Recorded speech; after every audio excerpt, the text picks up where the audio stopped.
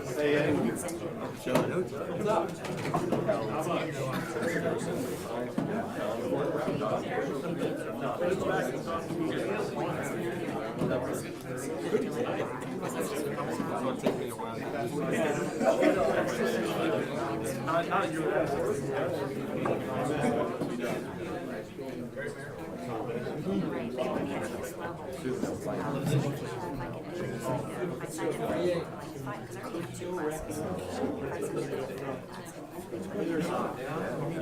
there something?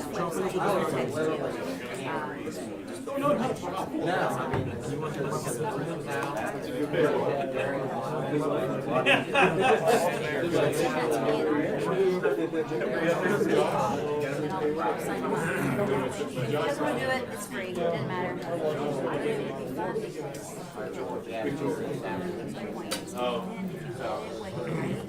He'll give you suggestions. Note to self, never and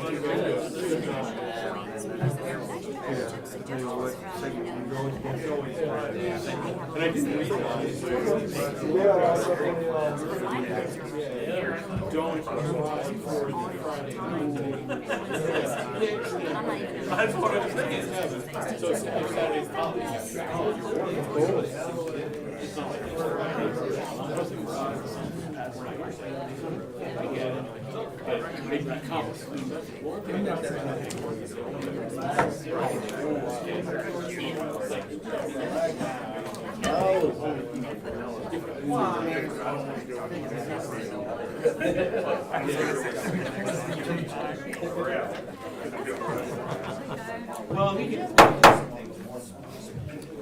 I will call this council meeting to order. Please stand for the pledge.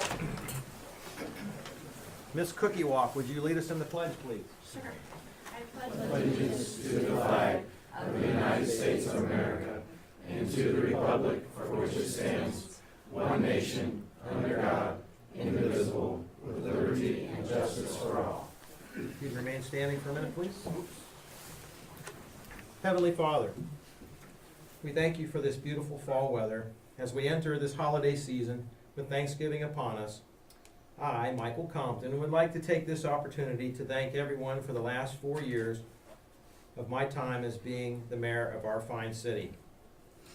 It would not have been possible without the assistance, the advice, the support, the loyalty, the input, the compromise, the insight, the kindness, and the respect that all the employees, the council members, administration, and directors have shown to me in the last 3 years and 11 months.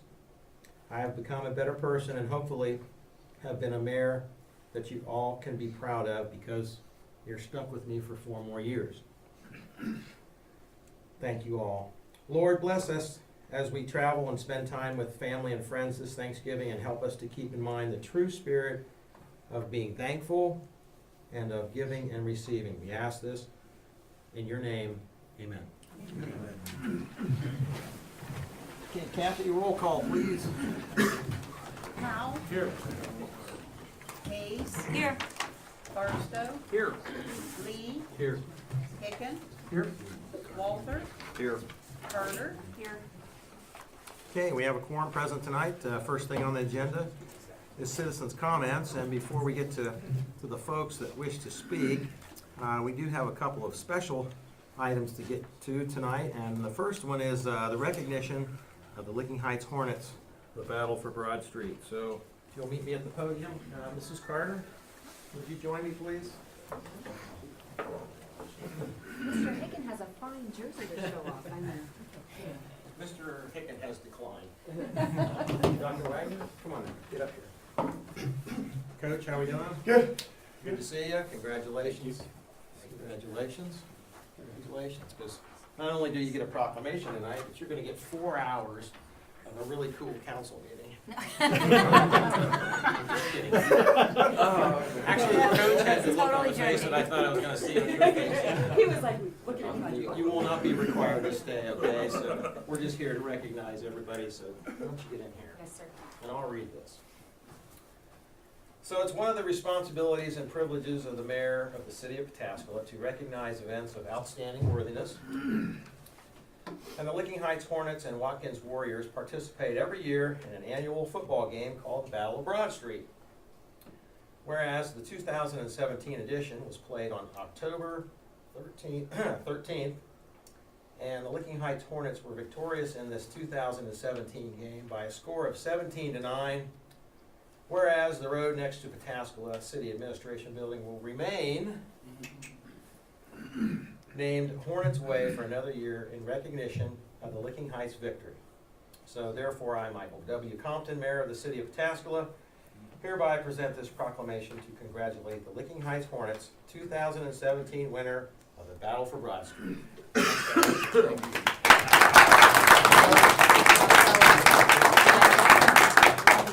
Hey, Mayor, you have that coach, Sheriff, and all the guys? Thank you. Mayor.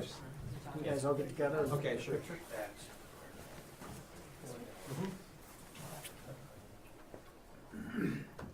Very good, thank you. Thank you. All right, guys, Thank see you you. tomorrow. We look forward to doing this next year. Oh.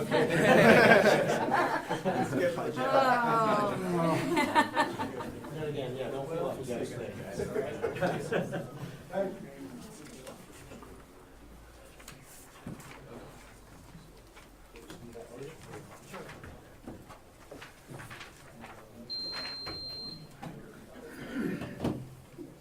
Okay, our other presentation is running a little bit late, so we'll just go into citizens' comments. Anybody wish to speak tonight? Yes, ma'am.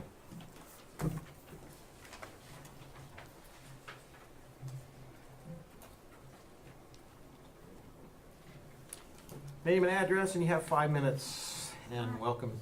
Hi, I'm Jenny Ashbrook, 159 Granville Street. I'm on the Parks and Rec Board, and I just want to thank you for your support on the levy. I know that it didn't pass. I think that we need to reevaluate what the people are wanting from our parks. Maybe it's not a growth that they need. Maybe we need to just commit to the maintenance part of our Parks and Rec programs. But again, thank you. Thank you. Anybody else wish to speak tonight? Yes, Dr. Wagner. Name and address, and you have 1 minute. Philip Wagner, Superintendent, Licking Heights Schools, 6539 Summit Road. You have 5 minutes, sir. Thank you. I just wanted to thank everyone. It seems like it's a good time for reflection, and I was thinking and preparing for today, I wanted to say a couple of things. It's been a really good year. You know, we've appreciated the partnership with the city. I know I've met with BJ Urias over here. I think I've met with BJ more times, more times, that's a word, this year than I have ever. Scott, I know we've been working together on some things. Mayor, council, I'm appreciative for what you do because I get to see a little bit more of it maybe than other people. Been on some committees with some of you, taking up your personal time. We're meeting for an hour and a half. And I know that takes away from your work and your family time, which you have to make up or try to make up at other times. So just wanted to thank you for a year that I think has been challenging, but yet we're moving forward. And I think more good things to come. Working with the city, with the police department, I should throw in too. We had a scheduled drug sweep this last week, partnership with Jasper Police. So there's just a lot of good intersections. We just want to highlight that. Good. Thank you for your time. Thank you, sir. Okay, anybody else wish to speak tonight? Yes, ma'am.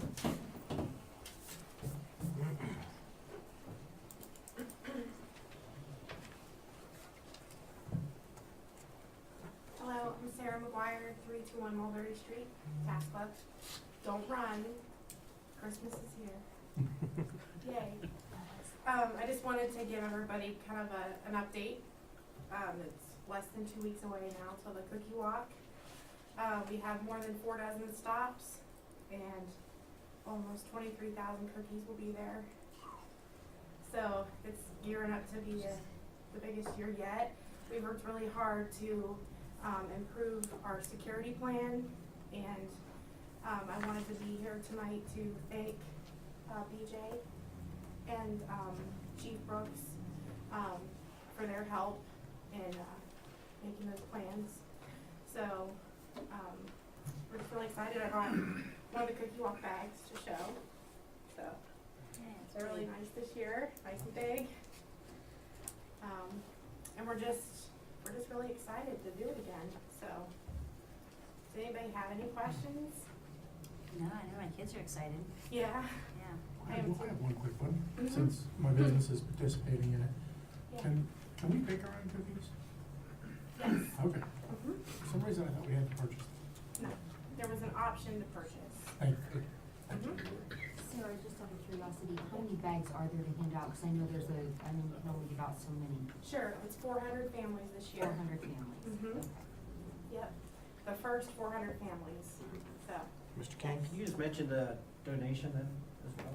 Yes, the bag, this year was, generously donated by Energy Co-op. So, they were big sponsors for us, and we also, we have a magazine this year, so we had lots of advertisers in there. So it's really just, every year it gets bigger and better, and I think that's the best thing you can say. So it'll be a $5 donation to get your bag, and then you walk around. You'll get your map and you can walk around. Correct. And when are we starting again? 3:30 to 5:30 is the cookie walk, and the parade is at 6. And then after the parade, Santa will be at the gazebo again for pictures. Yes. Just a question, if people do actually bring foods, canned foods, are you going to be accepting those in addition to the $5 donation?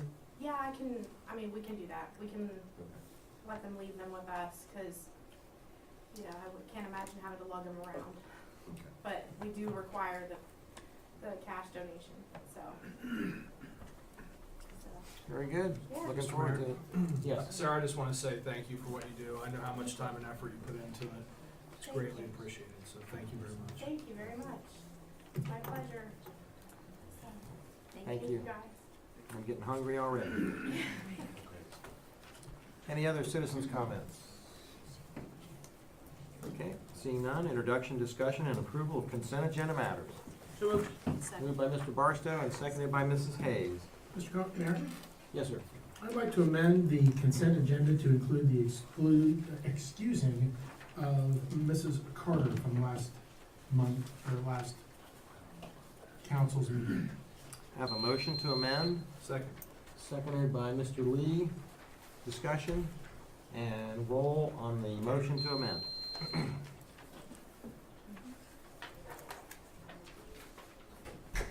Hayes, Yes. Barstow, Yes. Lee, Yes. Hicken, Yes. Walters, Yes?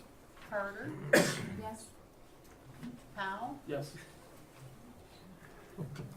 All right, motion passes. Back to the original discussion on the consent agenda. Any other discussion? Roll call, please. Powell, Yes. Hayes, Yes. Barstow, Yes. Lee, Yes. Hicken, Yes. Walters, Yes. Carter, Yes. Okay, consent agenda passes. On to reports, well, Sarah took care of the cookie walk. We do have our community turkey dinner at the church across from the police station, this Thursday. And that's just for just about anybody. We've opened it up to,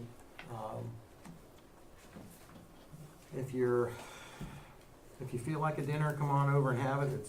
We're actually opening it to the community, not just folks that require or need or want a meal. It's open to everybody, so you're welcome, one and all. I believe we're gonna start around 10:30 or 11 and eat at noon, and we'll be serving meals until about 2 o'clock. So if you need more information, just give me a holler. Congratulations to everybody as far as the election goes. I want you to keep in mind that at our first meeting, we would have to swear you in. If you have somebody that you want to swear you in besides myself, please make arrangements to have somebody here so they can swear you in. So sometimes people like to have other people do that, so don't want to assume that I'm going to swear everybody in, and I have to be sworn in myself. As I mentioned in an earlier email this week, I put packets on your desk on the Sustainable 2050. Please take your time and read those and go through them, and if you have any questions, let me know, and then we'll just leave that on the table tonight and bring it off the table, hopefully, at the next meeting and discuss it at that point. Thanks for my support from my 2 councilwomen on Veterans Day. Appreciate you folks being there. We had an extremely cold day. In fact, I didn't realize how cold it was till one of the guys from the American Legion rolled down the window of his car and he said, "I can't get out, it's too cold, I have so many metal plates in my body, I'll freeze to death." So I really never thought about that aspect of it, but he watched the ceremony from his car, and we had a good time, and we shot the old cannon, and it was a good day. So thank you very much to all our vets, and Mrs. Carter, thank you for your service. Alan, thank you for your service. Miss Officer McClellan, where'd he go? And, and Mr. Barstow, also our Jaguar now councilman. So where'd Mr. McClellan go? Stepped out. I think he's out in the Okay. hallway. Okay, Mr. Hicken. I only have one thing tonight, and it would be a reminder that at the end of the meeting, in the motion section, historically, we cancel the second meeting in December. We could entertain that motion tonight. Of course, we could also entertain it at the first meeting in December, should anything else occur or whatever. Mr. Chairman, I have a question about that. If we cancel that second meeting in December, we're still gonna have to pay back half of our December salary. That's an excellent question. Since we're not paid by the meeting, Mr. Barstow, that would not be. Well, thank you for that clarification, Mr. Hicken. That's all I have. Order. That's all you got? Okay, Mr. Zetz. I have nothing, thank you, Mayor. Mr. King. Thank you, Mayor. I have a couple items I want to bring up with council. We have scheduled meetings for 6:30 on November 29th and November 30th at the Depot Street Coffee House to discuss with residents of Main Street about the necessary easements that we need. Letters have gone out and contacted them. The coffee house has graciously offered their location as a place to meet, so look forward to those. Have received a couple phone calls from folks just with some questions, so I'm hopeful we'll be able to get those taken care of that night and move that forward. The other thing I wanted to mention, or a couple things I want to mention, one is When is that? November 29th and November 30th Okay. at 6:30 PM at the Depot Street Coffee House.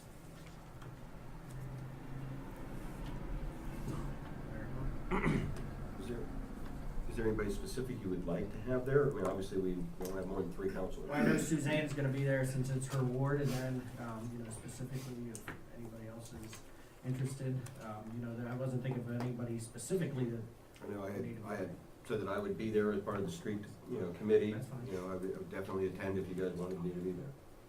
always welcome. Mr. Zetz, if I'm there, not in capacity as a city council member, just because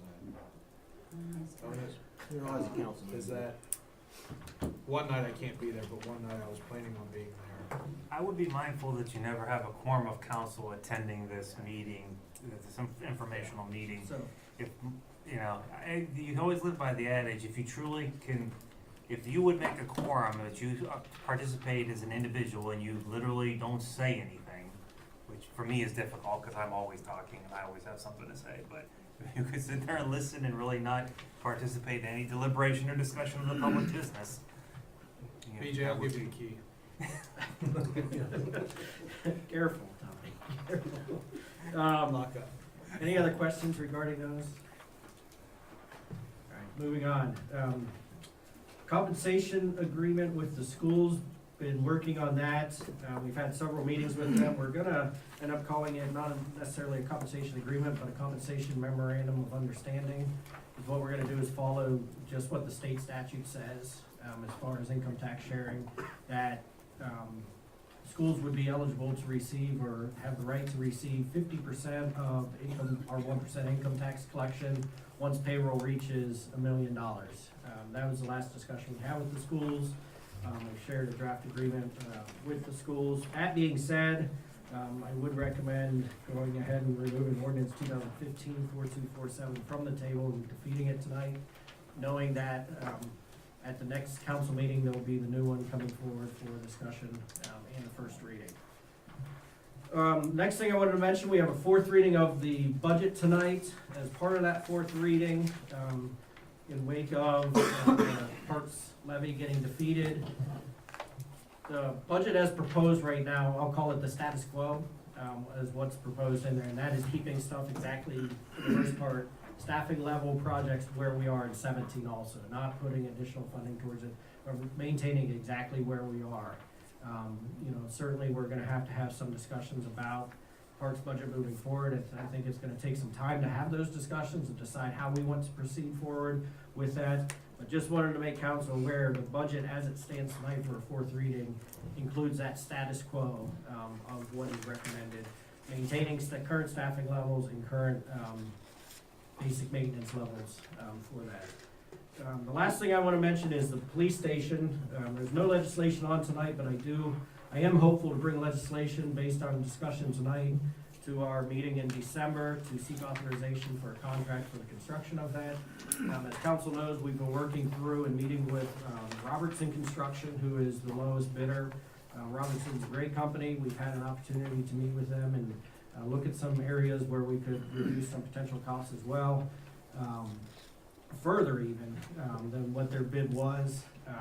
We've been at this for 2 years now. We bid it out once, didn't get anything that's awardable. We bid it out again. Base bid, we have awardable bids with Robertson being the lowest. I know that, there's still some questions about the cruiser shelter and what that entails. Tonight, Dave King is here from Horn & King Architects, who we've been working with for the last couple of years, and, happy to answer any questions. Dave can certainly address council with any questions you guys have, as well, and I'd like to have a discussion about it, and with the anticipation coming forward next council meeting with legislation, seeking authorization for a contract. Questions? Mr. Lee? I was gonna say something about the compensation agreement, but I'll hold off on that. Is Mr. King available? He is. Hey Dave, if you could walk us through where we are, Sure. What we got from Robertson and, what cost of. Good evening. Just for the record, name and Yes, address. Dave King, Horn and King Architects, 6265 Riverside Drive, Dublin. Again, good evening. As Mr. King mentioned, we had a really good session with Dan Stevens, he's the chief estimator with Robertson. I think you probably all are very familiar with the company, an excellent company. I think I might have even mentioned before I go ahead with the administrative team. They built the Newark police station we designed a number of years ago and did an excellent job. So we're quite confident in their abilities to move forward. It was a very good session. The report that I have has a line item for the items that they came back to us for potential savings, and I'll go through that with you momentarily. One of those items that we looked at was the cruiser shelter. We have reduced the cost. What I wanted to do with them was to explore a specific cruiser shelter we had designed before for the city of Bexley about 9 years ago. And then subsequent to that, we did another one that was similar, steel frame construction for the city of Powell. So I wanted to explore that shelter because I know that it worked very well for the city of Bexley to give me a good benchmark. And I've talked to Dan Stevens about what else can we do? Can we go to a less expensive structure? And we can, but I wanted to have this benchmark as a starting point. And then from there, if you move forward, hopefully on December 4th with Robinson, then we'll really get into the details of what that cruiser shelter could be, understanding its importance.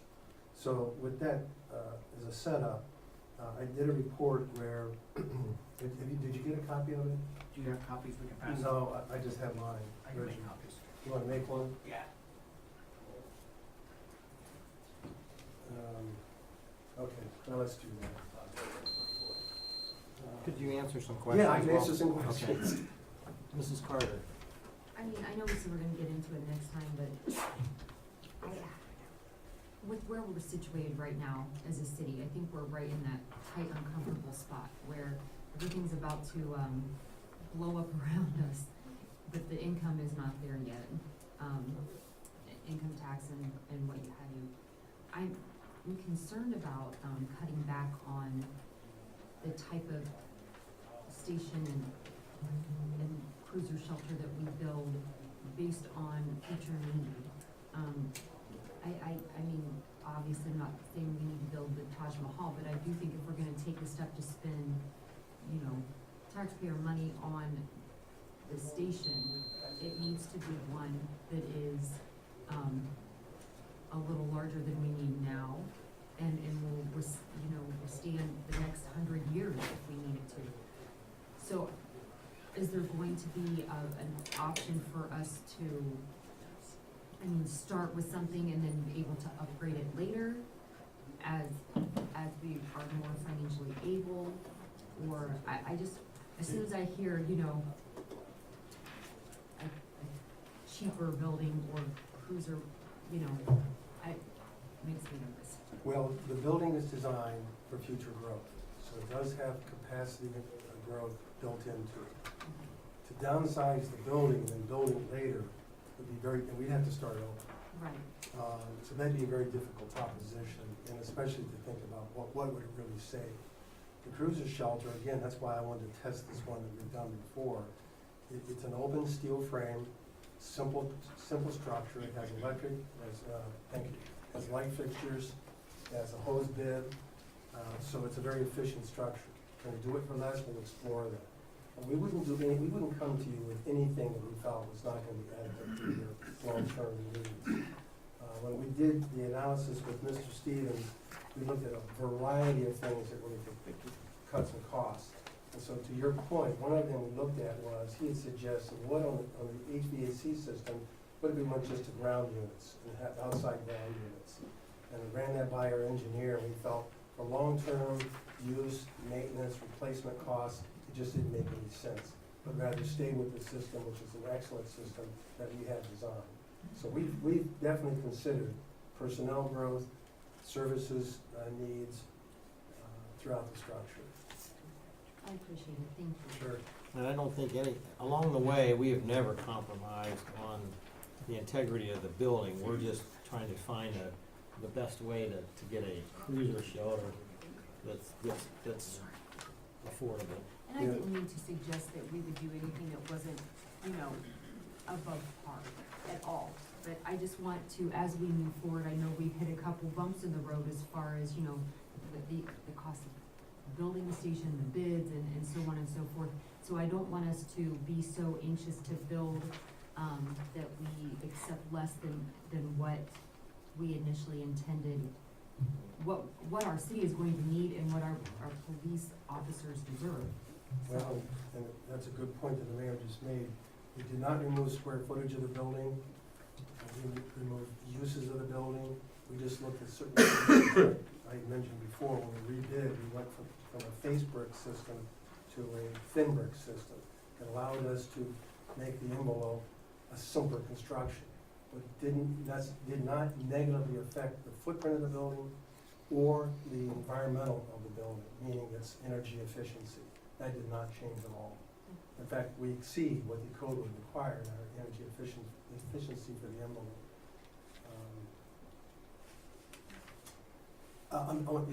On the brick, I mentioned another thing that we talked about. We even looked at with Mr. Stevens, another brick system that I got some information on. He explored it, and it was even more expensive. So we looked at a variety of options, again, without diminishing the use of the building.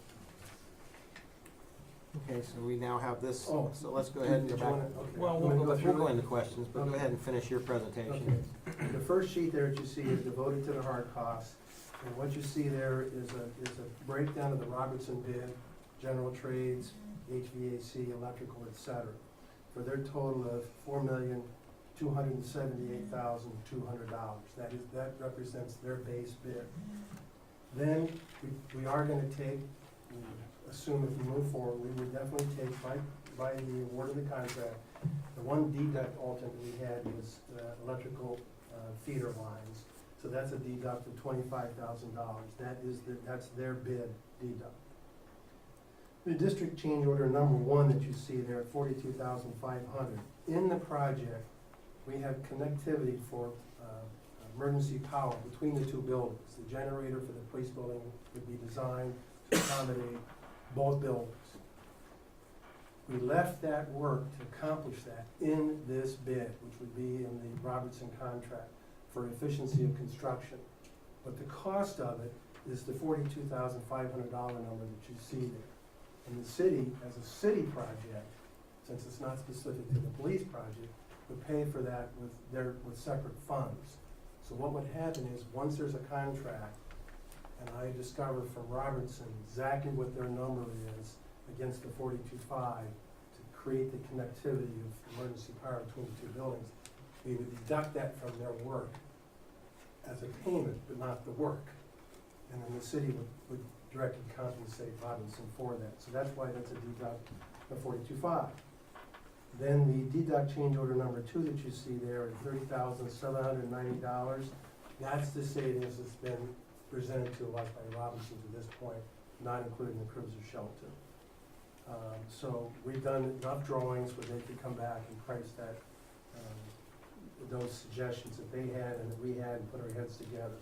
So with those 3 deducts, the hard cost number is $4,179,910. So, and just as a cost per square foot as a benchmark at $249, I felt really comfortable for that as a benchmark. The next page is the soft costs. And there's 2 groups of soft costs, and this was defined for us for some time ago. The group 1, which is included in the total $4.5 million budget that you established. So that $4.5 million included the building, soft costs, and the construction contingency fund, and hopefully it would have included the cruiser shelter. So the group 1 costs that are soft costs is miscellaneous expenses like the bidding process. And then you can see the other one under furnishings equipment. It's furniture, it's the structured cabling, those are the 2 big ones. So the group 1 soft cost, specific to the $4.5 million budget, is $192,230. Now skip the bottom, we're gonna come back to it, the group 2. So go to the 3rd page. At the top you see contingency fund at $100,000 again during construction.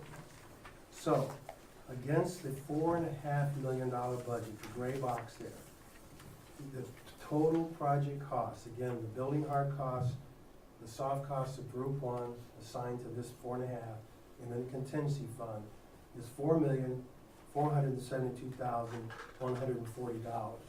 So that whole package came in now at $27,860 under the budget. So that was a good thing to see. So now let's go back to that soft cost page. This is the group 2 that was identified to us, $500,000 that would be paid for by a separate fund at a $500,000 budget. So you can see the tabulation there, all the fees that are included in that. At the bottom, very bottom of the sheet, group 2, against $500,000 budget, is $538,492. So if you go to back to the last sheet again, in the gray box, you see the group 2 soft costs at $538,492. It's $38,492 over the $500,000 allowance. So the result of that, if you take the $4.5 million project assignment and the $500,000 project assignment, the total is over $5 million by $10,632. So that's I felt very good about that being close. Now, the middle of the page is the cruiser shelter. Again, as I was saying, I wanted to get a solid benchmark where I knew would be a substantial cruiser shelter with electric, with water, hose bib, with lights, with electric power, and for 14 days, of course at prevailing wages, at $158,800, $40 a square foot. So again, as you would move forward in your discussions, if your direction to us would be, well, Dave, we want it to be X dollars, then that's what I would work toward and figure out how to do that. I talked to Dan about that, so it's just exploring what other options there might be. But for me, I felt it was very important to establish a solid benchmark that we can move forward from. And then at the very bottom of the sheet, I just thought it'd be good to encapsulate some of the revisions that we looked at for your purposes, so you can see the scope of the things that we looked at to reduce costs. I don't know if you saw the letter from Robertson, but I'll point out that if you haven't seen it, you'll see that in his letter, he shows he has 6 line items where he saved money. So you can see that cost per item. He also lists the cruiser shelter at $164,800. I talked to him subsequent to getting this letter about, okay, what can we do to reduce that some more? And we looked at specifically how the roof system worked, not the structure, but the roof itself. And he said, we can take another 6,000. So if you see the letter and you see that difference, that's why there's a difference. So even after getting this letter, I talked to him over the phone about, okay, what else can we do based on drawings that I had for you? Because that gave me a good starting point, because they were drawings I already had. And I could use that to get quickly for the benefit of us having conversations to that point. So there's a walkthrough. Mr. Mayor? Yes, sir. I don't mean to sound like a broken record, but I've got some questions about the cruiser shelter. Sure. I think the building overall, I agree with Mel 100%. We don't wanna cut this thing back or cut any corners on the building itself, but, so when it comes to those numbers, I don't have any issues. But my issues are, like I've said before, with the cruiser shelter. I looked at, Chief Brooks sent me the plans. I'd never really looked at those, and it looks like that you've got a pretty elaborate, construction with footers and metal buildings or metal trusses and all that. But with this, it was 198, correct? And we cut it back to 169, Well, the cruiser shelter? it was before, I think so, I think it was around 198, yeah. But the side, First bid. but we took the sides off of it, right? Well, the first thing we tried with the rebid was I wanted to test on the masonry, because one of our goals in early conversations was with the cruiser shelter to have an appearance that was very compatible with the building itself. So it Right. had the wood trusses, shingles, it had block walls on 3 sides. And we knew that the block wall from a previous bid was the driver. So I thought, okay, let's simplify that block wall and test this and see if it's more than just the block wall. So on the rebid, I don't remember, I don't have that with me, but the rebid, it still came in pretty high. So I said, okay, I know we can't do the building appearance approach. We have to take more of just a simple steel frame. That might have been an older drawing that you saw from the Powell project. In fact, I can give you. But this price here is with there's no sides on it. Correct. It's a simple steel frame. So that's where I have an issue. I mean, it seems like we've got a roof, a concrete slab, one hose bib and some electric outlets for $158,000. So I don't feel that's wise spending at all. I do believe in the cruiser shelter. I think we need it. I think taking the sides off of it is not a good idea, especially out here. It might work in Bexley in the city, but out here in rural area, I mean, it's windy. Especially getting a strong snowstorm, I think it needs to be enclosed. I don't want to take away from the cosmetics, but that's just a huge number for a roof and concrete. So I did a little bit of research just for around here, going rates on a wood frame, metal building. You can make them look really nice. The highest number I could find was $18 a square foot. So if you take that number of square footage, it's $72,000. Cut it a little more than half. 72,000. I could go with that because I feel there is a need for the cruiser shelter to keep our equipment inside. I mean, it lasts longer.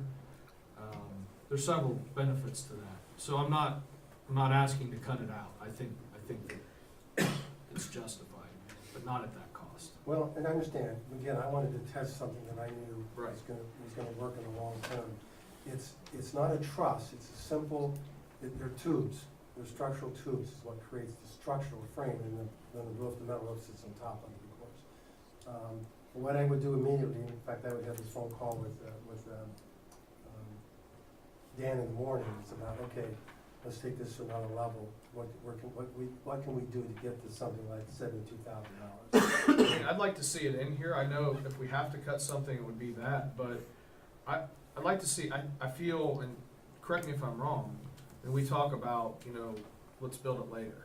Well, I feel like if we do that, it'll never get done, number one. Oh, I understand that. And number two, I think it's cheaper to do it now while they're Yes. building there than it would be to come back and do it later. Correct. So I'd really like to see it brought down by Monday so we can address it when we address the building. I would have a number for Mr. King in the next couple of days.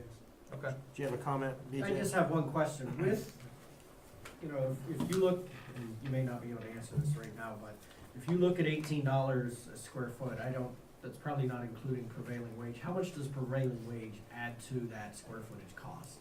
Well, it depends on the trade, but I would say, you know, you're looking at 15 to 25% probably on the labor side. It doesn't include that, but I did wanna say that 18, just to clarify, the $18 a square foot includes concrete, electric, and water. Okay, So, but I did not account for prevailing. I understand.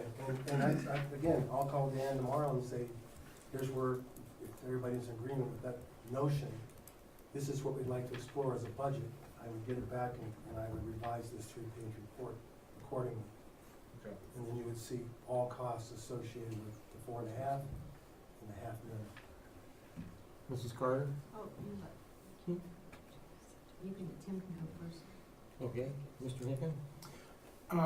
Mr. King, can you walk me through how that process would take place? Would you, attempt to get that lower price before council bids on it? Or would we move forward and attempt to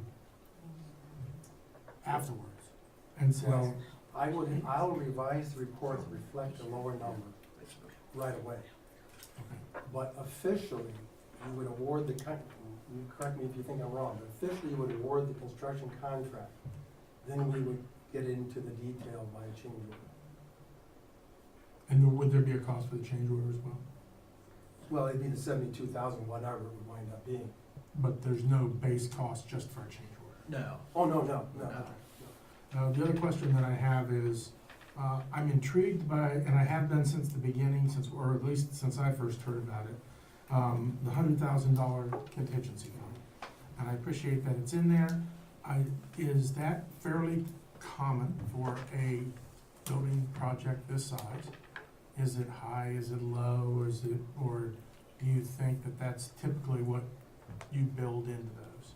I don't think I've asked that question before, but I've always been, and this is, I realize this is apples to oranges, but I put in a kitchen and it went berserk. And it ended up being way more than 10% of the project or whatever. Sure. So I ask it that way, does the same thing happen, and how did you arrive at that number? Sure, and before I answer that, I want to go right quickly back to the comment about the cruiser shelter. Again, I'll come up with a number, but we're not, if you vote on the contract, there were two alternates. One was the change, the ad for the cruiser shelter, one was the deduct, as I mentioned earlier. We would take the deduct by contract on the bid, but since the bid for alternate one, the cruiser shelter, is too high, unacceptable, we don't take it. Okay. So that's why later, by an ad change order, 72,000, whatever it is, then it would be added into the project at a later date. How much does that cost? Is there a fee for a change order? No. No, okay, all right. No, and that might be what you were asking before too. No, in terms of my fees, the engineer's fees, I factored in time to deal with change orders and things like that during the construction process. I got a worksheet that's 12 pages long, and I put in there, okay, Dave's gonna have so many hours to deal with something, and Sharon's gonna have so many hours to deal with something, and that, so I've got some time allowance built in for doing some changes. So, to answer your question there, we don't do contingency funds on the cost of construction. It's an automatic formula, 5%, 10%, 20%. I look at degree of difficulty. What's the site conditions? That's the primary driver. We know from our soils report, we got a good site. So once we get to the slab and it's installed, the footings are done, we've excavated, put fill in, all of that pre-engineering fill, you should know pretty well, we'll know where we are on the contingency fund. That's where, if there's gonna be a surprise, that's probably it. So I felt, because it's a one-story, there's no basement, good site conditions, simple structural system. It's a highly repetitive structural system with wood trusses. I felt pretty good that I felt $100,000 would work pretty well. And that also comes not only with degree of difficulty, the simplicity of the building, et cetera, but from experience. So if this was a two-story, that would be a lot higher number. Thank you. Good information. Mrs. Carter? I was just, curious about input from Deputy Chief Bowles on the structure. I mean, we're sitting here dissecting it, the people who know most about using it. Well, he's been with us every meeting, so go ahead. I would say, that the ability to participate in all the meetings has been very helpful, and our input was taken, by everybody involved. So, we did make some cuts, again, like, Mr. King said, not the square footage. It was basically just areas that we can save costs inside that doesn't, take away from the square footage or anything that we wanted to do with the building. So I think we're on really good footing as far as that goes. As far as the cruiser shuttle goes, we understand that it's an additional cost.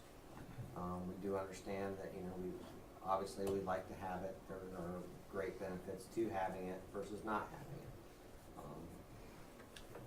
Like Mr. Lee said as well, that if there's one thing that we could cut out, that would be it.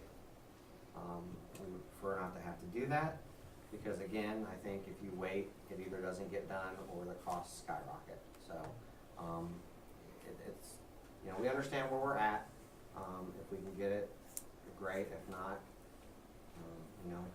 that's the way it goes. But, as far as the rest of the project, I think that, we're about as good as we can be at this point. And I would just add that even from the first bid to get to the rebid, when we made some changes, as well as this, just changes here, Deputy Chief and your chief were involved in all of those. We didn't do anything unless they said, sure, take a look at that. And there were many times when we said we're not taking There it were out. some, yes, sir. And like the HVAC I mentioned, that was one that I said, nah, I don't think we're gonna do it. Yeah, we did not scrimp on safety or technology or anything, so this would last us a good 25, 30, 35, 40 years, so, with our growth. Next questions? Any other questions?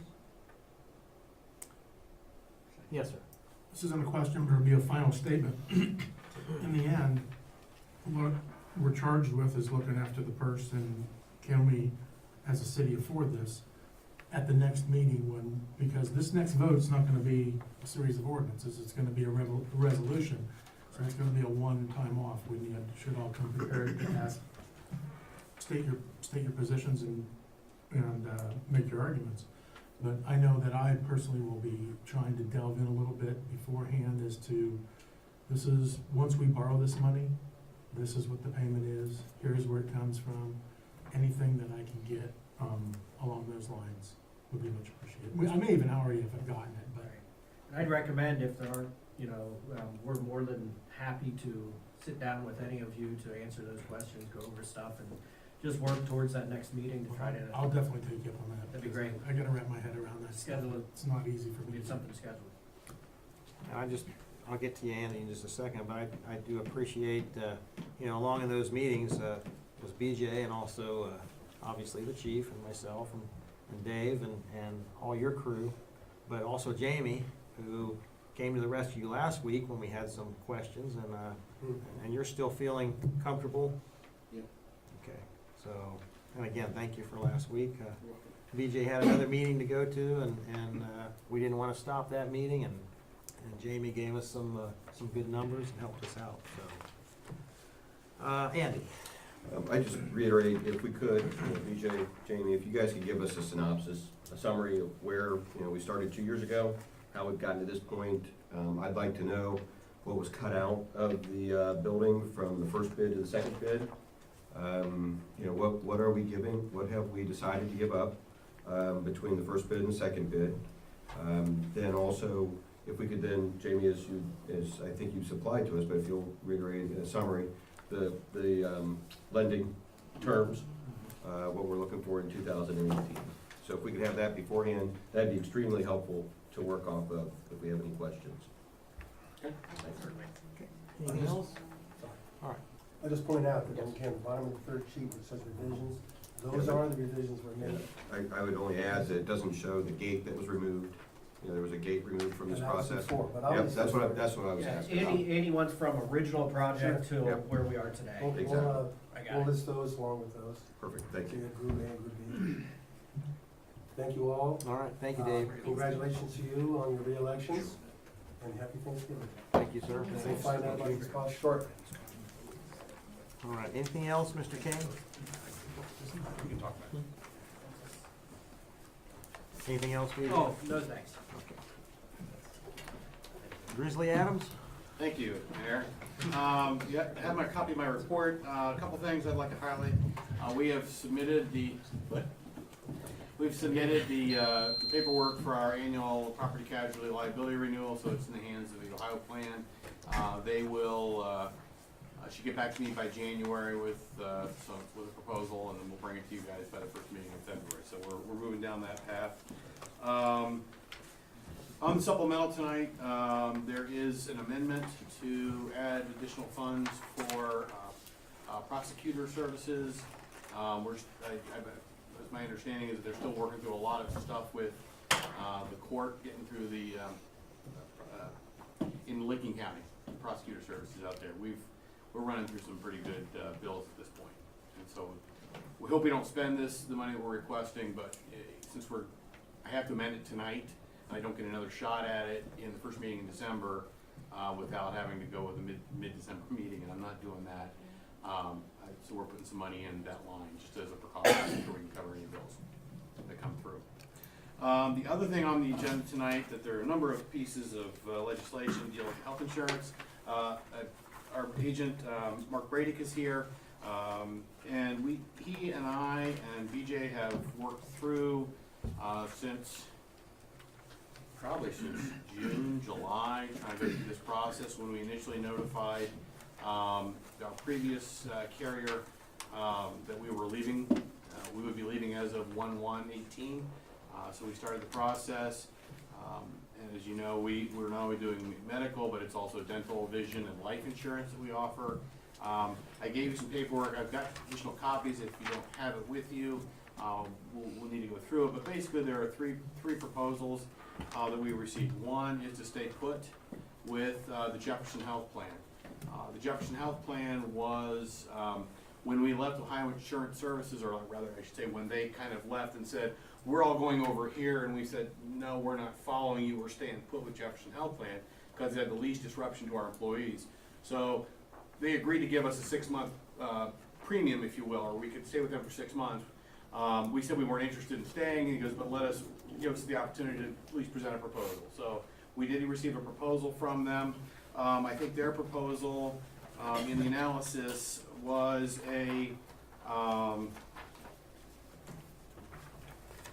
staying put was an increase of 3%. We had some concerns, and how to speak carefully about this. We were concerned about the, They were the administrator during this OPEC HC plan. right. So while they may not be the big driver of some of the issues we've had, they were a major component of that plan. So we have some concerns about staying there. And it was a 3% increase. It did have the least impact to employees because deductibles stayed the same. No change in the plan number, all that. So from that perspective, it had its pluses. We also then received 2 different approaches. One was with the a fully insured product through United Healthcare, and that's no different than any one of us going out on the exchange and buying a plan, right? So it's a fully insured product. They sell it, price it so they cover their claims, but obviously there's a profit motive built in there as well, because United Healthcare and those companies aren't going to do that unless they can make some money. Theirs showed a 15.6% increase over our current premiums to go to a fully insured product. So there was obviously some heartburn with that kind of an increase. The other approach that we investigated was the Central Healthcare Consortium, and that's one of the reasons why I've asked Mark to be here tonight. The COHCC is a true healthcare consortium of local governments. It's Westerville, Gahanna, Worthington, Canal Winchester, Obetz, and a number of others. And it's been around since '92, and it truly is it's a very transparent organization. Every organization has a seat on the board. The third-party administrator or the brokers, they have no vote. They don't have a seat on the board, so they're along the back wall type of thing at the meetings. The proposal we received from them was a 2.94% reduction in the premium, but coming in as a new entity, they basically say you have to pick one of our stock plans. They have like 7 plans, and the plan that was picked or was proposed is the closest in terms of deductibles. So it would increase the deductibles, and we've sort of done some cost sharing on the deductible, but under the Central Healthcare Consortium. And that's kind of where we get to today. So if you look at, as an example, the page that says, looks like this, and it says COHCC, 2.94% rate decrease rather. Still maintain the 10% employee contribution that's currently, we've agreed to in all our collective bargaining agreements. So we'd be maintaining that 10%, at least for 18. And basically, it goes to a single deductible of $2,500, family deductible or anything other than single of a $5,000 deductible, and then we would increase our pickup of the deductible. At the end of the day, that represents city cost, increased cost of 2.57%, and that assumes every employee takes full advantage of the city-funded portion of the deductible. Now, one of the nice things about us picking up some of that is over the last 4 years, we have averaged between 50 and 60% consumption of that, meaning half our employees never use all the deductible before they ever get into their own piece of the deductible. So if we've contributed, let's say $1,500, a lot of them may have only spent $300 or $400. Half our employees obviously have tapped out and used it all. So even with that 2.57% cost increase, there's an expectation that some of that will come back in the form of a reduced employee match. We have gotten checks back from our insurance providers because we have to fund it into an HRA up front. At the end of the year, a number of months later, once all the claims have been processed, we settle up and we actually get that money back and we deposit it back into the funds where it came from. So that's kind of how it's all structured. And again, we have medical, vision, dental, and life on the legislation tonight. And I guess if you guys have questions about the consortium or the proposals or plan, happy to work with answering questions, or Mark can help you. Did this gentleman still want to do his presentation, or? I kind of, when we initially requested them to be added, it was more of a resource for you guys Okay. to ask your questions. Okay, Because I'm not an insurance expert, and I leave it to the experts to answer those questions. very good. Any questions for, yes, sir, Mr. Hickman? So my first question would be, when you investigate the different healthcare companies, and we've got 3 basic plans. Real quick, hey, Mark, Should I come by. step up? Yeah, I was gonna answer. Step up and give your name and address. Hi, guys. Hello, people. Mark Brady from Wells Fargo. I've been with Wells Fargo for 19 years, and we are the insurance consultant for the Central Ohio Healthcare Consortium, and have been for 3 years. And I've known Jamie for a little bit longer than that, a prior life, and so our consortium, I've learned, is very different from other consortiums. If you've seen one consortium, you've seen one consortium. So the whole point about transparency, Jamie's exactly right. It looks kind of like this. Once a month, everyone meets. They have one voice, one vote every month. And we kind of sit back, consult, advise about things of healthcare that's new, whether it's replace and repeal or the Cadillac tax, really to be a guiding force. We'd step back, let the entities kind of discuss amongst themselves how to progress. Very, very collaborative, very effective. The one thing about our consortium I'm finding out is they're also very conservative. They want to protect those they currently have. So the hard part for us was rate development, because what we've learned, what they've learned is where other consortiums have imploded, the whole death spiral, is people got sales hungry and they really undercut costs, and hey, hold your current costs or a 5-point reduction, come on into our pool, and it's really based off nothing. And then all of a sudden, 3 or 4 years later, the healthy ones leave, the sick ones can't leave, they're in that death spiral. So, working with Jamie, to his frustration, is we had a really hard time developing rates this year because your current consortium did not release claims experience. That's different from our consortium. At every monthly meeting, you have, as you sit down, here's your monthly claims experience, so you know exactly where you're at, here is your year-to-date, and then your cover is everyone else's claims experience. So it is transparent, so you really know how everyone is running. And I like that because it's clean. No one likes surprises. I hate surprises. So we all know good projections of what's coming up. So this year, when this current consortium was somewhat imploding, our consortium said, hey, let's stand back and not overreact, don't over-market over. Let's sit back, let them kind of come to us if they have the appropriate documentation. And we first pumped the brakes because everyone that talked to us, we're like, okay, show us your claims experience. Like, we can't get it. I'm like, why can't you get it? Because you're self-insured. You should have to have that. So we kind of, again, protective of our own consortium, we don't want to kind of implode, but a really good thing right now, because the 3 years that I have been involved, the first year with a 2% overall renewal increase, then a 5, then a 6.1 this year. And what's neat about that is we do all the math, all the actuarial math, and say, here's what the math calls for. Here's what should be based on the math. Then we sit back and watch our 10 entities kind of, we jokingly call it horse trading. That's when they get up and say, okay, I've had a couple bad years, you guys help me out. So I'll take, instead of a 2, I'll take a 4. And then some say, you know, I've been running really well for 3 years, I'll take a 1. And then it's a really slick, open, transparent conversation. So, I guess my point with that is, since it's so transparent, such a good running group, they were like, okay, we can only let groups come in if they have the appropriate data. So, about 3 months ago, or 2.5 months ago, that's when we realized, that's why we're kind of late in the game, is there was claims history available to current members of this consortium. So at the 11th hour, all of a sudden, what we thought was not there was there. And for Pataskala, we had 25 months of claims history. Jamie also went forward to have MHQs completed, which is medical health questionnaires by the employees of City of Pataskala. And then also, so it's those two elements, and then you blend that with our current consortium. And that's, we came back with the rate of a 3% reduction. And then we don't just call Jamie and say, hey, here's a number.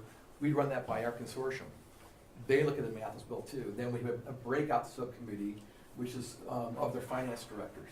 And they look at the math, they look at the claims history, they review the MHQs. And the MHQs, I should mention, are redacted. They have no employee information on there.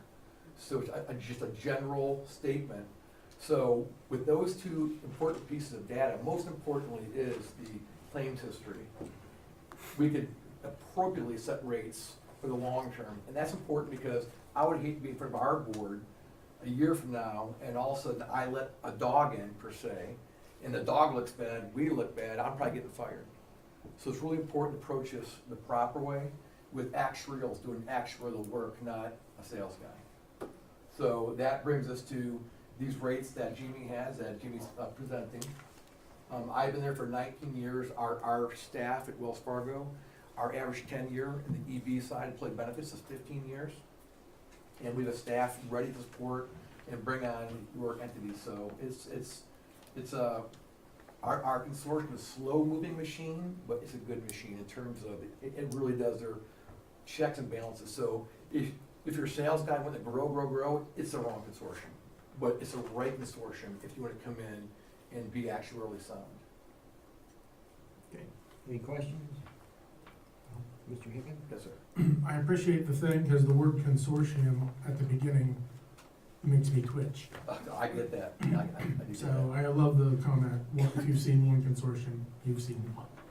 So with that said, my original question was, it looks like we've got 3 different choices here. Oh, I'm sorry, yes. Did only 3 bid? Or do you, in my own personal business, I provide health insurance, and we call it form fire, but whatever, Yep. that goes out and it populates everything, and then we begin to get all kinds of offers in. Did you kick out some, or do we only get 3? We showed the most aggressive pricing in Ohio, which is United Healthcare. So if they are at 15 points above current, we know Anthem, Medical Mutual, and Aetna will be above that as well too. Okay. So our point was to show a current, a CYCC proposal, and the best benchmark for fully insured. The second question I have is, did you work with our administration on the deductible sharing, or was that purely our administration's? That was done in-house. I mean, Okay. as far as, They, they set the new thresholds with the 2,500, 5,000, but how we shared it was done by administration. And if I get this wrong, please correct me, but it looks like the deductibles for our employees went up, but we as a city have agreed to help them. correct. Correct. Not cover all of it, but to help. I understand. There are currently 6 plans right now from our current consortium, and just because we're kind of late in the year, we couldn't develop a new plan with UMR. So that's why talking to Jamie, that they have to select one of the 6 current offerings.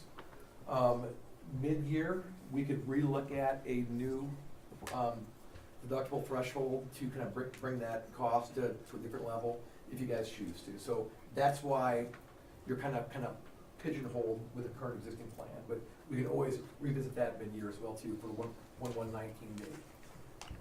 Thank you. Mr. Walther. Regarding the deductibles, and you guys may be able to answer this, is the city going to pay their portion first, and then the employee pays their, what would be last deductible? Correct. Dollar Okay. one is the city's, we fund into an HRA, and then once the HRA is fully consumed, then the employee is responsible for paying the bills. And then follow up on that, just on for our contract and our negotiations, are we good with, I mean, is our union contracts okay For with the that? deductible? Yeah. Yeah, we have the right to set the deductible share, whatever it needs to be. We negotiate the premium share though. Our contracts are actually quite well written as far as, I'll give Rufus credit for this, that basically we have a tremendous amount of leverage, other than the cost share. Basically, the plan design, the deductibles, the co-pays, that's all management right. Okay. Yes, sir. How much, if we went with United Healthcare, I mean, how much disruption would that cause to employees in terms of maintaining their healthcare? Well, regardless of whether we go, I mean, we are changing, so there's gonna be disruption unless we stay with the Jefferson Health Plan, really, that's where it comes down to. We do a tremendous amount of work, and Janice is kind of the, I won't say workhorse, because she'll find that offensive, but she is the person who will work with me and Mark and his team to make sure that the employees get everything taken care of, get all the paperwork filled out. We'll do an open enrollment during the month of November, at least we probably do a couple meetings so that we can accommodate second or third shift people as well. But yeah, I mean, disruption is obviously an issue. One of the things we always make sure during the open enrollment period is to remind all employees, within the last 2 weeks of the year, get your prescriptions refilled, because it doesn't matter. January 1, I don't care how good you are, January 1, you'll go into the pharmacy and you won't have you won't have prescription coverage. It goes without saying, it's gonna happen. So plan ahead for your routine prescriptions.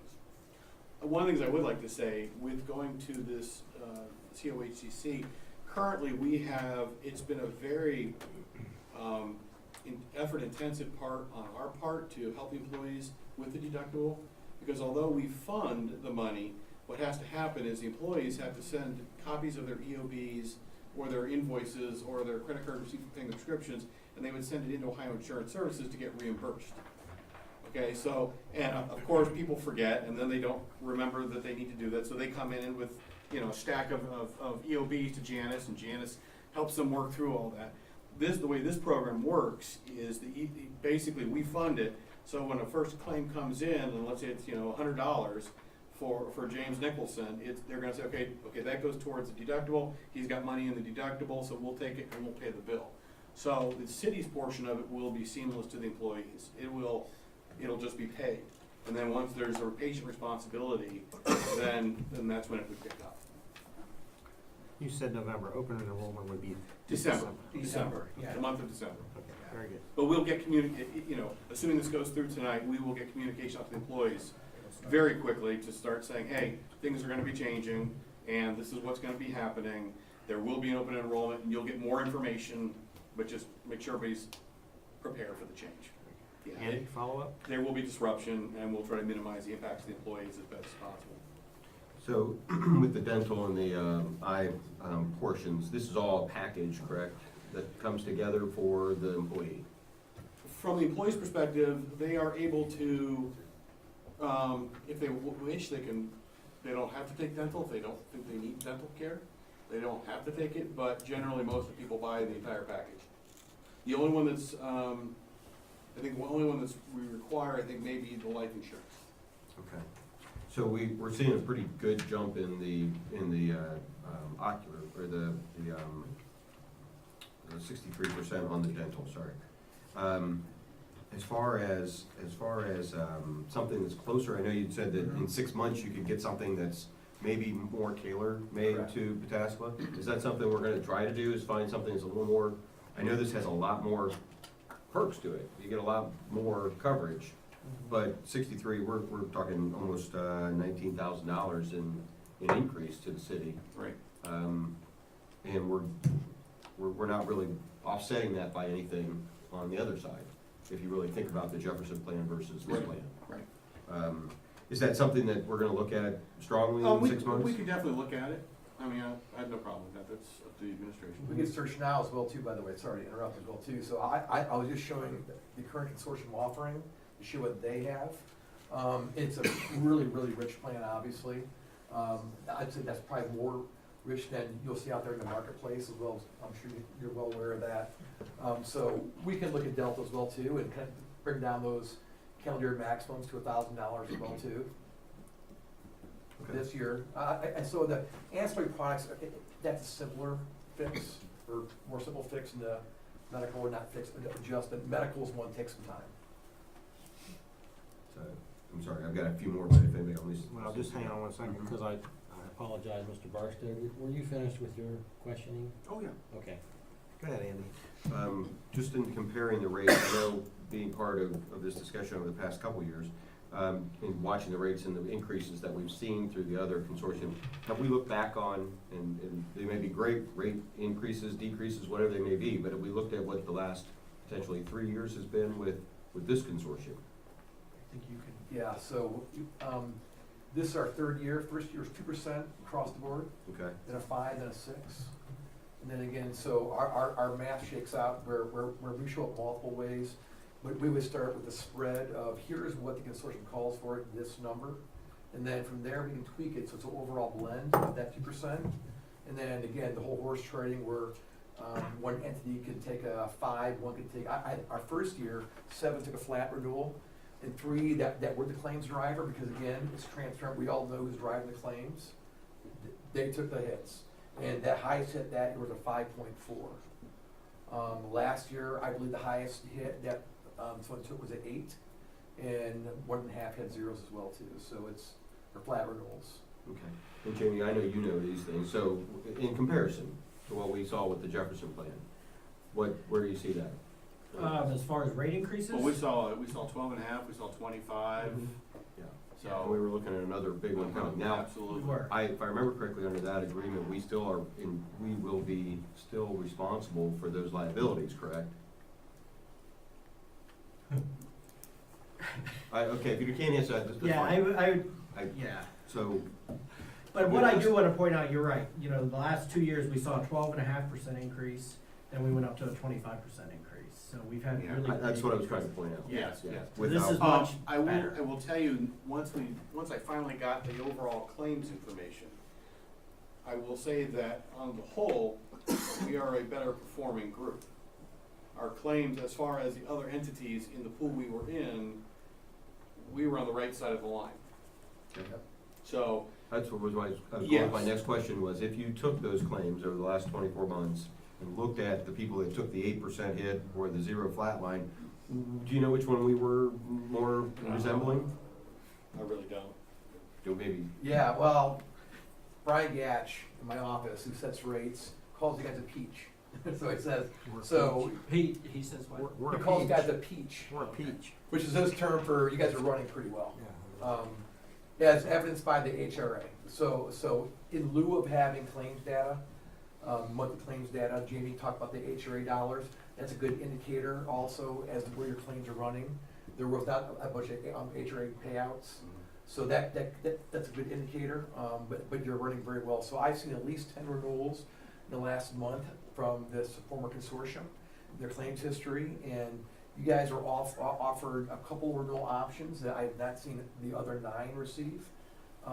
That tells me you guys are running really well and they were wanting to keep you on board. And I've seen those that they wanted to chase off the plan as well too, so just the opposite. so I have one more question, and this is, it may sound negative. So we got kind of stuck in the other consortium and how to get out. So in reading this document, seems like we have a 3-year commitment, with no out. There's no out language whatsoever. So just making sure that that is indeed where we're sitting right now. Certainly, and I think, you know, Mark's point about the, historically, the consortium being pretty stable puts my mind at ease about it. The reason why that the COHCC went to that was, in the late 90s, they had several communities come in for a year, drop a ton of claims, and said, we're out of here. And, you know, part of the whole group concept is some years you're good, some years you're not, and we kind of help each other. I was kind of thinking of it the other way, because we wanted out because of what they did, not what we did. Yeah. So what I'm looking at this, and I don't see any language that says that if, and I don't think you guys are gonna do anything wrong, but if you did, do we have any out in this contract?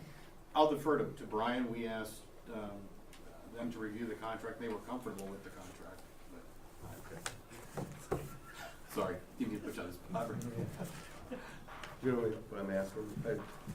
We didn't want out because of what we were doing, we wanted out because of what they were doing. If something went wrong with the consortium and it turned bad for us because of the consortium's actions, what's our recourse to get out? I don't know. I mean, the thing is, if it's gone so bad that they've breached, like maybe our old system, then, I mean, at that point, then I think you can claim breach.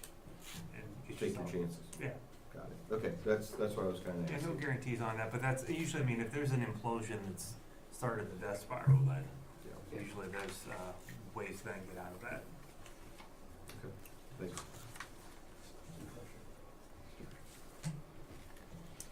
Any other questions, folks? Thank you very much. Thanks, Mark.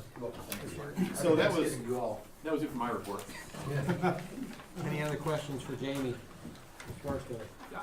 Jamie, I have a question, it's maybe for you and DJ, about the $60,000 for the additional prosecution costs. Who are we paying that to? Is that going to the City of Newark Law Director, or is that going to Mr. Zett's firm? It's going to Mr. Zett's firm, who's covering municipal court prosecution services for us. And that's municipal court prosecution? That is at the county level, yes. Okay, so why has that gone up so much? Why, I mean, we were paying, as I recall, we were paying Sassen's office $40,000 a year. Now, for part of a year, it's $60,000. What has made it go up so much? Yeah, it's driven by the volume that we have. I mean, I will say that BJ and I actually, when we set the contract for our services, whenever that was rendered into, we had actually agreed on an hourly rate to do the work. We were gonna take a 6-month look back. I threw that rate out the window and went much lower because the volume was much greater than any of us anticipated to cut a reduction in the monthly bill. And quite honestly, I just tacked on another 25% reduction every month on top of that because, I don't know, I gotta sleep at night, so I have to send you invoices. So it's driven by the volume that we have in municipal court and the volume, I mean, there's a lot there. We still can operate on economy because we're there, like tomorrow David's there he has to be there in the morning, so he'll do a little bit of work, he'll do something else, and he's there in the afternoon. So it's not like we're running to court for one thing because they set the matters on dates, but it's driven on volume. I don't know exactly what Sassen's office did or what they didn't do, but It was my understanding, and was that there was a fair amount of backlog work that needed to be done, that wasn't done, and so a lot of that was kind of catch-up, cleanup. The problem I'm faced with, though, is we're heading into December, and I won't have another opportunity to increase the supplemental if I get an invoice middle of December, and I don't have enough money to cover the bill, then I'm in hot water with budgetary compliance. Yeah, So this is basically to make sure that I don't get there at the end of the year, and obviously if I only need 5 of it, then the other 55 will lapse and go back to the fund balance at the end of the year. Were there a lot of cases that were sitting there that we had to catch up on? Was this 6 months a true look at the 6 months? I think there were a lot of cases that had not had a lot of work on them for a few months before we took over. So that caseload for 6 months isn't gonna be a true caseload? I don't think it is, because I think we are actually seeing the number of cases that we've been able to resolve go down incrementally over the course of the last few months. So, you know, we're out there in court less, cases are less. So the caseload has been going down, but we were stuck with a lot more than the city was told we had. Okay. I was just curious if there are more filings, and I'm not, by filings, I don't mean transfers. I don't mean We have transfers. very few transfers, Okay, I don't mean transfers, whether it's by the defendant or by the mayor. very few. Has there been an increase in filings, direct filings, over since you've been on, in municipal court, is there more business going over there and not coming to mayor's court? I don't know if there are more cases being filed today than there were like last December or November. I don't know, because I just don't know all that Can data. I address that? Sure. I just wanna say that the threshold for filing a case in municipal court is generally whether or not the suspect, at the time we make the charge, is incarcerated. If we take them to jail on a mayor's court charge, then those charges get pushed back to the city, or mayor's court. Additionally, there's logistical costs associated with that as well, because if they're jailed on a mayor's court charge, we have to physically drive to the jail, pick them up, bring them back to court, and regardless of what the outcome is in court, we still have to take them back to the jail so they can be properly processed out. So there's some logistical issues with that as well that create more costs really than it's worth. So that's why typically the ones that go to the municipal court are people that we have incarcerated based on the circumstances. Outside of the ones that we can't have in mayor's court because of the statute. Right, exactly. We try to use that threshold of the incarceration to save all the additional costs and running back and forth that it causes. Yeah, and we do, some of the costs, our costs are, I don't know if there's been a spike in motions to suppress the file. Our guys do a great job. We have a lot of OBI. You'd be surprised how many OBI arrests we have. And it seems to be there's a trend for defense attorneys now to file a motion to suppress on every single case. So that does drive our costs in time, because we got to be there for suppression hearings, but then we got to call the officers in for those hearings to handle those cases. So that's that's an extra little added cost that we can't avoid. But Sure. Okay. And does the Sheriff Thorpe charge, does he charge, does his office charge a per diem for our mayor's court? If we're jailed on just our charge, does he, I think he does. Yes, he does. Okay. It's $40 a day, I think. I couldn't tell you the exact figure, but it's somewhere right around there. Okay, all right. Well, that's great. That answers my questions. Thanks. Appreciate it. Good answers, thank you. Anything else for Jamie? Thank you, sir. Mr. Court. Thank you. Real quick, I wanted to let everybody know, we put out a social media post last week, trying to find a water leak somewhere in our system. Our usage has been up, which is uncommon this time of year, upwards of almost 100,000 gallons a day in the high pressure area. So we're doing some investigative work to try and figure out possibly to narrow this down. So the example I will use before I lead into my next We had some folks, folks up in Highland Hills that called in, wet, soggy yard. The service line had a pinhole, literally, the point of this pen. Surfaced and we found it, but didn't do anything with our meter reads that we were seeing. So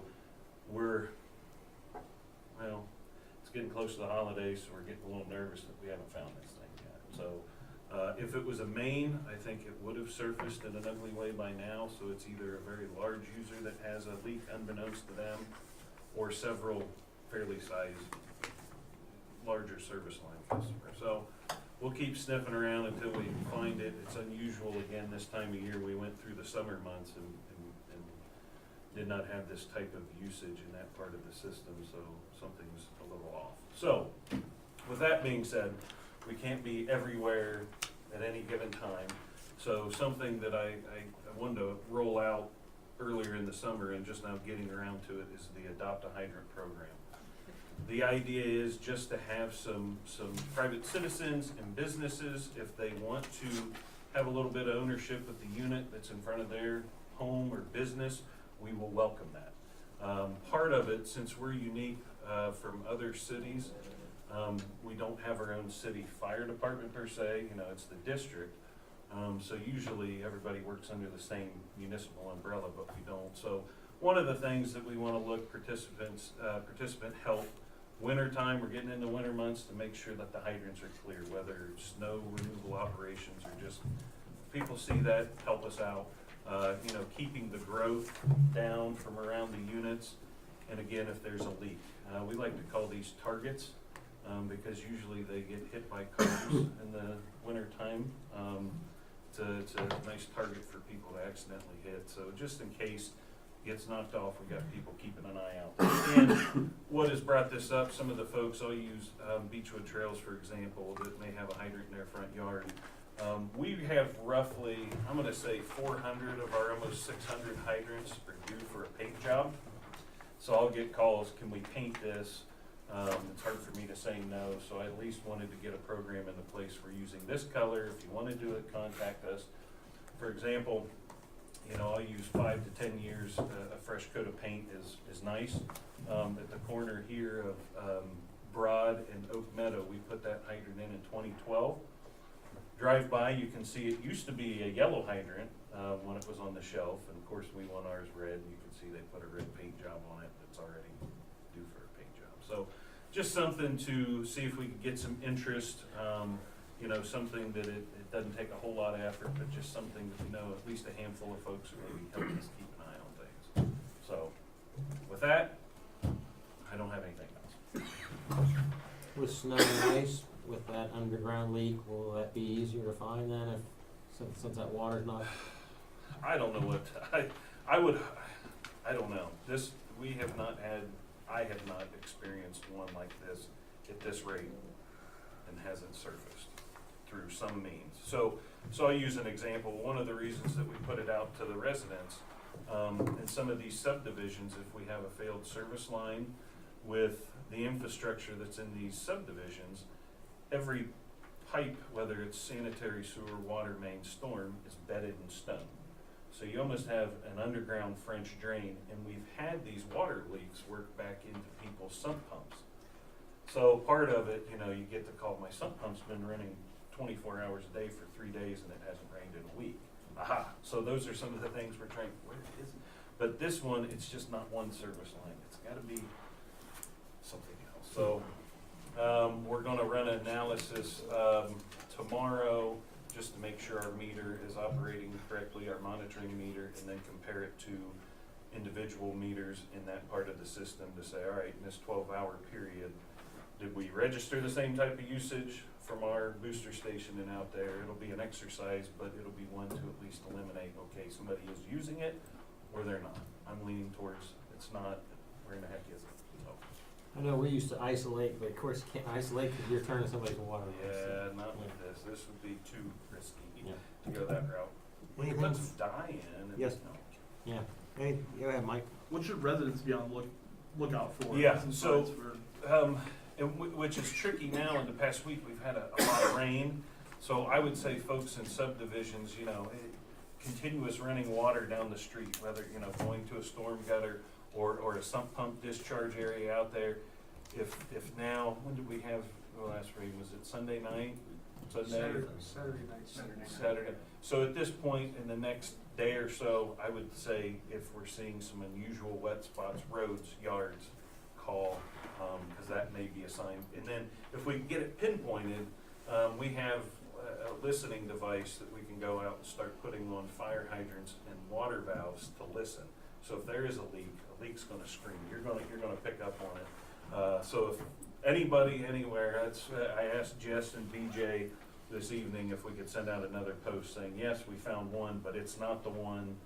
If you see something unusual, kind of use that to our advantage. Because I had Chris and Rich were out today. Rich is on call this weekend, so he gets a little nervous when stuff is. So they went out this after lunch today, and we're just driving around, just trying to spot things themselves, and so far, no luck. So We'll keep an eye out. yeah, it's going to be up by Kroger. Everything east of Kroger, it's out that way. Does adopting a hydrant allow you to turn it on once in a while? No. That's a liability, but we only like the liability being that it's the fire department or us turning on the hydrant. Agreed. Put this record, you can't do other things to the fire hydrant if you adopt it. If it's a hot day, I guess we could come up with a plan.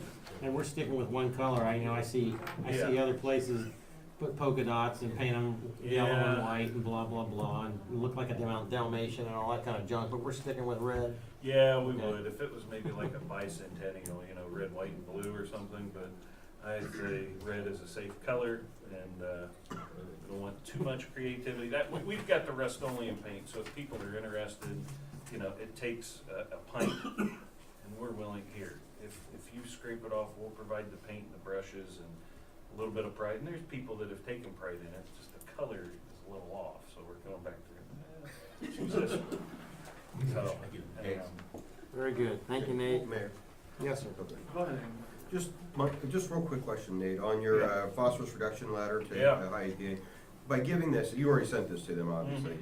By giving this, are we tied in, are we now, this is what we're gonna do now? No, it's, this was a requirement that had to be completed by December. So, every facility with one MGD or higher, design had to go through this. So there is a bit of self-reporting that goes with this, with any type of EPA program. What I did to my advantage, the simple process would be throw a chemical at it and walk away. There are some deficiencies in that facility that could be addressed, and that's what I tried to use there to say, we're aware that we could do better, but define better. If what's the cost of reducing our average by 1 milligram per liter? Is that worth, you know, a $2 million investment? That's, Well, you're $1 million investment. yeah. Right.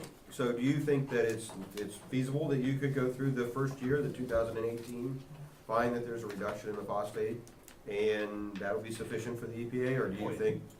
okay, And we proved with the study that with this rare earth chloride, we could meet that, but that's a $60,000 a year chemical cost. So I'm like, well, can we make some improvements and not go that route, but there's options. So, yes, there is a bit of self-confession that goes with You these see, types of you did that reports. in 2 paragraphs. You self-confessed twice. Anyhow, when do you think you'll know in 18 whether we've met that level? Do you think you'll know something in 18 that level has been met? Possibly. I think it'll be late 18 into 19, and I think that hinges on what we do with the press. I think that's the biggest, well, I'll say this, I think that's our biggest obstacle to overcome to reduce our phosphorus discharge to the stream. I will tell you this, we've gone through and done some trial runs with other manufacturers. The unit that we have in place now, the owner of the company was out today and will be here again tomorrow, going through the process with us. I've gone through with some of his other service techs, and assume that we're idiots and we don't know what we're doing, tell us what we're doing wrong. And nobody to date has done that, including the owner, and he had some You think confessions you today. can augment the press? to What's that? Augment the press to actually make it operate differently, so you don't have bypass?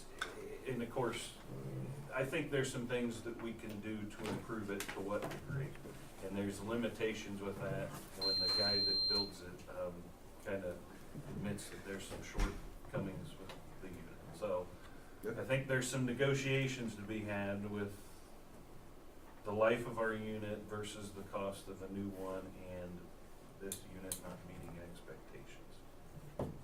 Mr. Powell, did you have a follow-up? Yeah, I just wanted to say that the other day I went on YouTube to watch some hockey fights and ended up watching a video about where our water came from. Oh, good. It was very good, very informative. So Thank you. I even forwarded it on to my wife, who's a teacher. So, And it started with hockey fights? well, That's fantastic. Hey, you need some water for the ice. What can I say? yes. You watch the Water Jedi, the Water Jedi, I have to give that thumbs up. Yeah, yeah. Well, and use it, if there's anybody, I know you mentioned with the schools, if there's anything we can do and come in and just demonstrate with the kids and show some of this, I'm more than happy. I know a science teacher. Yeah, we're more than happy to do something. We Here's just her need to card. work out. Yeah, good. Just keep it on the water, just keep it on the water side as far as experiments though. Well, yeah, we better. Anything else for Nate? Okay, Mr. Haynes, you're up. Thank you, Mayor. A couple project updates. I'm going to preface this with a couple things that happened over the past couple of days. So I'm working with contractors and such to come up with solutions, so I don't have a lot of the answers yet. The first one is the Columbia Road Bridge, just north of Broad Street. Over the past couple of weeks, they've fallen behind a little bit. Came up with an issue today with the deck. I'm supposed to talk with ODOT over the next couple of days to come up with what the fixes are there and if that's going to be a delay to the project. Currently, we're looking at about the middle of December to get that one opened up. So I'll have more to report on that one soon. The other one is the Columbia Road box culvert. We've experienced a couple issues with that on the last couple of days. And we'll have a meeting with the contractor, our CA team, and engineer this Wednesday to review those and see what our schedule is gonna look like and how that's affected on that one also. So that's on the culvert and the bridge. Where are we at with the house? Waiting to hear from probate. Okay. Yeah, I haven't heard back that it's, the next step is for them to, award, adopt, agree to the sale. So that's the next step. Purchase, contract's been signed, We're giving them $5,000 earnest money. so just waiting to hear. How soon can, any, They said it could take 30 days. Within 30 days, they said we would hear from probate. okay. Anything else for Alan? Did you have anything else? Okay. Any questions for Alan? So middle of December on the bridge, maybe? That's what it was looking like before. I don't know now, depending on what this is gonna take. I don't think it's too major, so it shouldn't delay us much, but I would say by the beginning of the year for that one, Okay. for the bridge. All right. Thank you, sir. Mr. Fulton? Thank you, Mayor. The third and final readings are tonight for the neighbor notices and the food truck regulations. As you recall, those were both amended by substitution at the last council meeting. And I'd be happy to answer any questions. I did have a question from one of our vendors who regularly sets up. It's the Summit Station Lions. It's my Lions Club. And there's other vendors at the street fair that set up that carry their, like in our instance, we're cooking all our food inside, but we're boiling the water for our sweet corn outside. Mm-hmm. Is that allowed? For a food truck, no. All the cooking and preparation needs to be done within. However, since that is through the street fair, that is an outdoor activity permit, so these regulations would not be applicable to that. Thank you very much. Mm-hmm. Any other questions for Mr. Scott Fulton? Yes, sir. I just wanted to say, Scott, thanks for following up on the construction project in my neighborhood. It turned out really well, and the access has been completed, and it's very nicely done, and the fire department is happy with the access that they would have. Hopefully they'll never need that, but it worked out really well, so I appreciate it. Thank No you. problem. And Thank I you. Too. Thanks, it's really nice. So all those units in that last phase are built in your section? They're all done, they're all, I think one is left to be occupied. They've all been sold, and one's left to be occupied from what I can gather, so it sold very quickly. But the access road, turnout road, that's what I was talking about, the second access road. The emergency access. The emergency access, they got that all fixed, and they've got some removable barriers up there, so Mhm. it's great. So Nate and Scott, how did that go with that developer on that? I mean, now that we're tightening the screws a little bit on developers to make sure they're doing what they're supposed to do, that's a good job? At the beginning, we had to stop by and let them know there was some improvements that needed to be made, but as the process went on, they became much better about following the rules. The 4 AM concrete pour was not appreciated. Very good. All right. Deputy Chief Bowles, do you have anything for us tonight? I just wanted to update council on our current personnel situation. We, as you know, before we tested, we ended up with about 39 applicants from the National Testing Network. Did some backgrounds, and we have given 2 conditional offers for employment, one for full-time and one for part-time. So as long as they complete their computerized voice stress analysis and psychological exam, and then the full-time officer would have to complete the pension board physical. As long as they complete all those steps in good fashion, then they will be employed at that point. And where are we at staff-wise, full staff? I mean, I know we have one gentleman that's still on disability, and Well, where are we at with once- staffing? Once we get the full-time and part-time position in, we will be technically full. However, again, they're not trained yet, so they won't be utilized in that fashion for probably another 4 months. However, again, we probably will be losing another officer probably in December. It looks like the timeline that's going to happen, and it looks likely. Can't say for sure at this point, but it does look likely. So that'll again put us against the 8 ball. And we'll be able to use applicants from that existing pool that we just interviewed? Correct, it was certified by the board, so until that list is exhausted, or 2 years, we will use that. So there won't be that much downtime. Hopefully not, as long as the applicants are good quality. Yes, sir. I just wondered if you had an update on the dog issue, the working dog? I do not, I know we spoke to the mayor about it earlier. Yeah, at the end of last week. we're still waiting on the agreement back from, we put a clause in there, Zetz's team put a clause in there that he was allowed to take a look at it, show it to a lawyer. We're trying to get the agreement back right now. I've spoken with the officer. And I've also, I know Chief Brooks has put a call in, and I put a call in to Newark Police Chief, and we're waiting for a return call. So Okay. that's where we're at on it. Yeah, that's where I thought we left it. Yep. Anything for Deputy Chief? Thank you, sir. Thank you. And I understand Bruce isn't feeling well, so. Correct, that's why I'm here tonight. is Very the good. weather. Thank you, sir. Committee chair reports. Mrs. Carter. We had a development committee meeting this evening, but it was a really long time ago, so I have to try to recall what we talked about.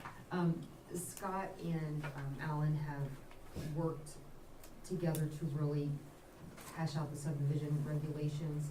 So they're moving along well on that. The committee has a deadline of early December to give any additional comments.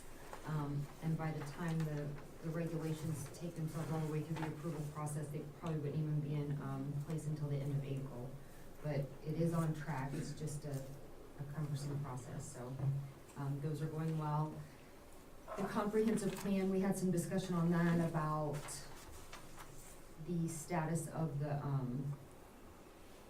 I wanna say vendor, BJ, help me out. Consultant, there's a better word.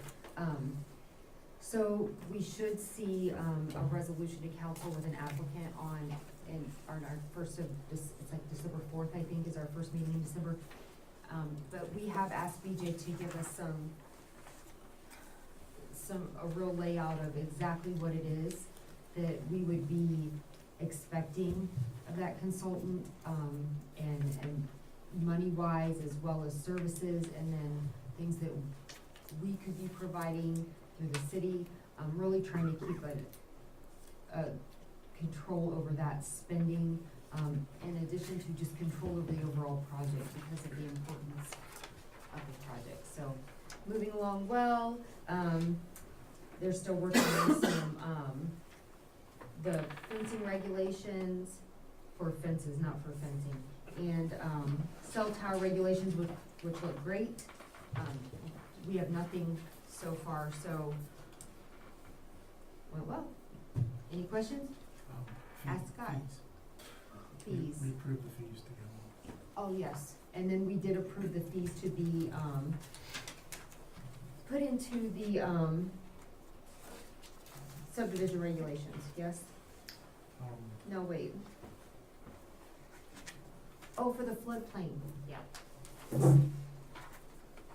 So at the last development committee meeting, there was a question regarding the timeline. The amount of staff time involved in a floodplain development permit. So they have, instead of a deposit of $500, they made it a flat fee of $500. So there's no open-ended costs on that, and based on the staff time that it involves, the $500 seems to be a more than fair fee, so, sorry, like I said, that was hours ago. That's all I got. I would add so all of council knows that we also decided to send those fees on to planning and zoning. And so they'll make their impact, and they'll make their comments on it, and it'll come back to council for a final vote. Okay. Sorry, Bill. No. Any other committee chair reports? Okay, moving on to unfinished business. Mr. Mayor, Mr. Lee. make a motion to remove ordinance 2015-4247. Got a motion and seconded by Mr. Barstow. Kathy, when you're ready. You can blow the dust off of this one? Yeah, I need a second to do that.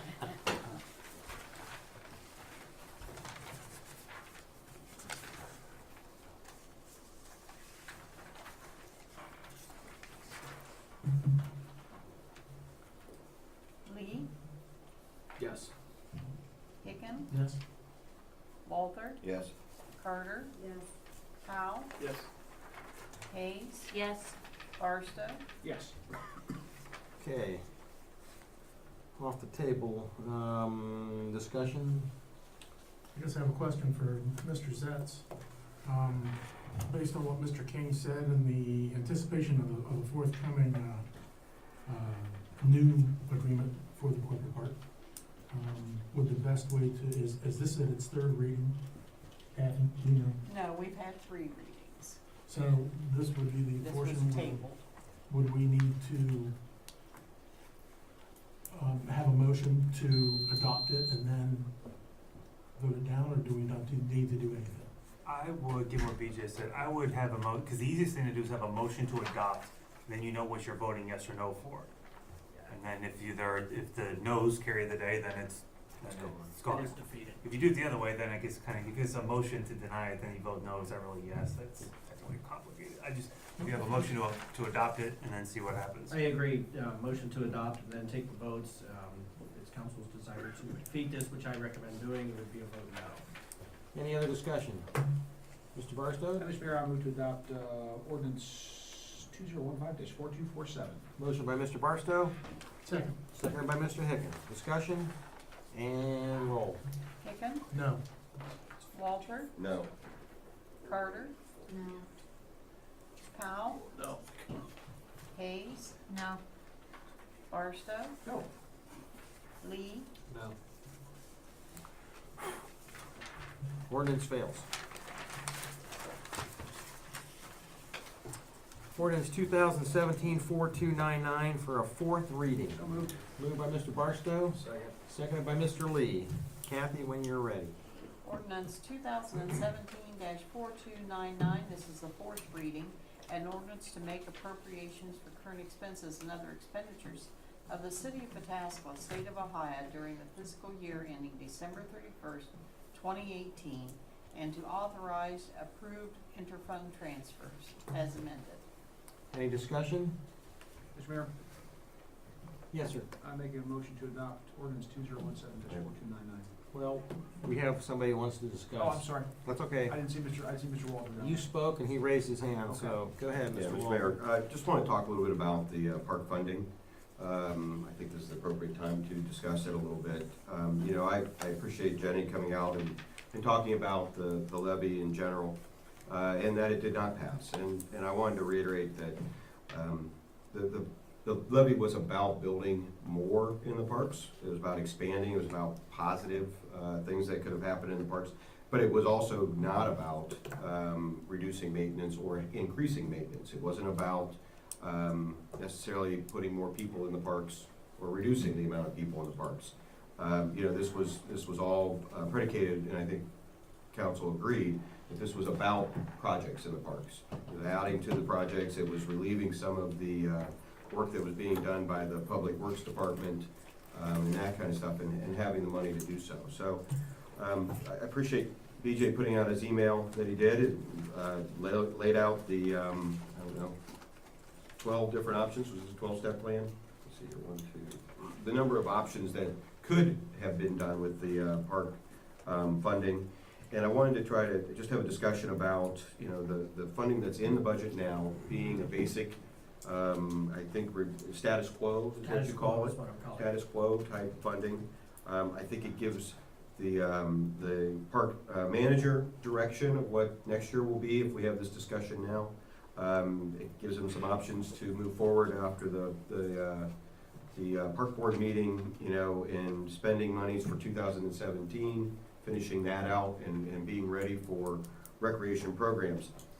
And I mean that in a way that if something else were decided, you know, it's to the negative as far as you know, some of the options that were put out there by BJ as far as taking away the park funding altogether and just saying that you know, the population has spoken and the community has spoken.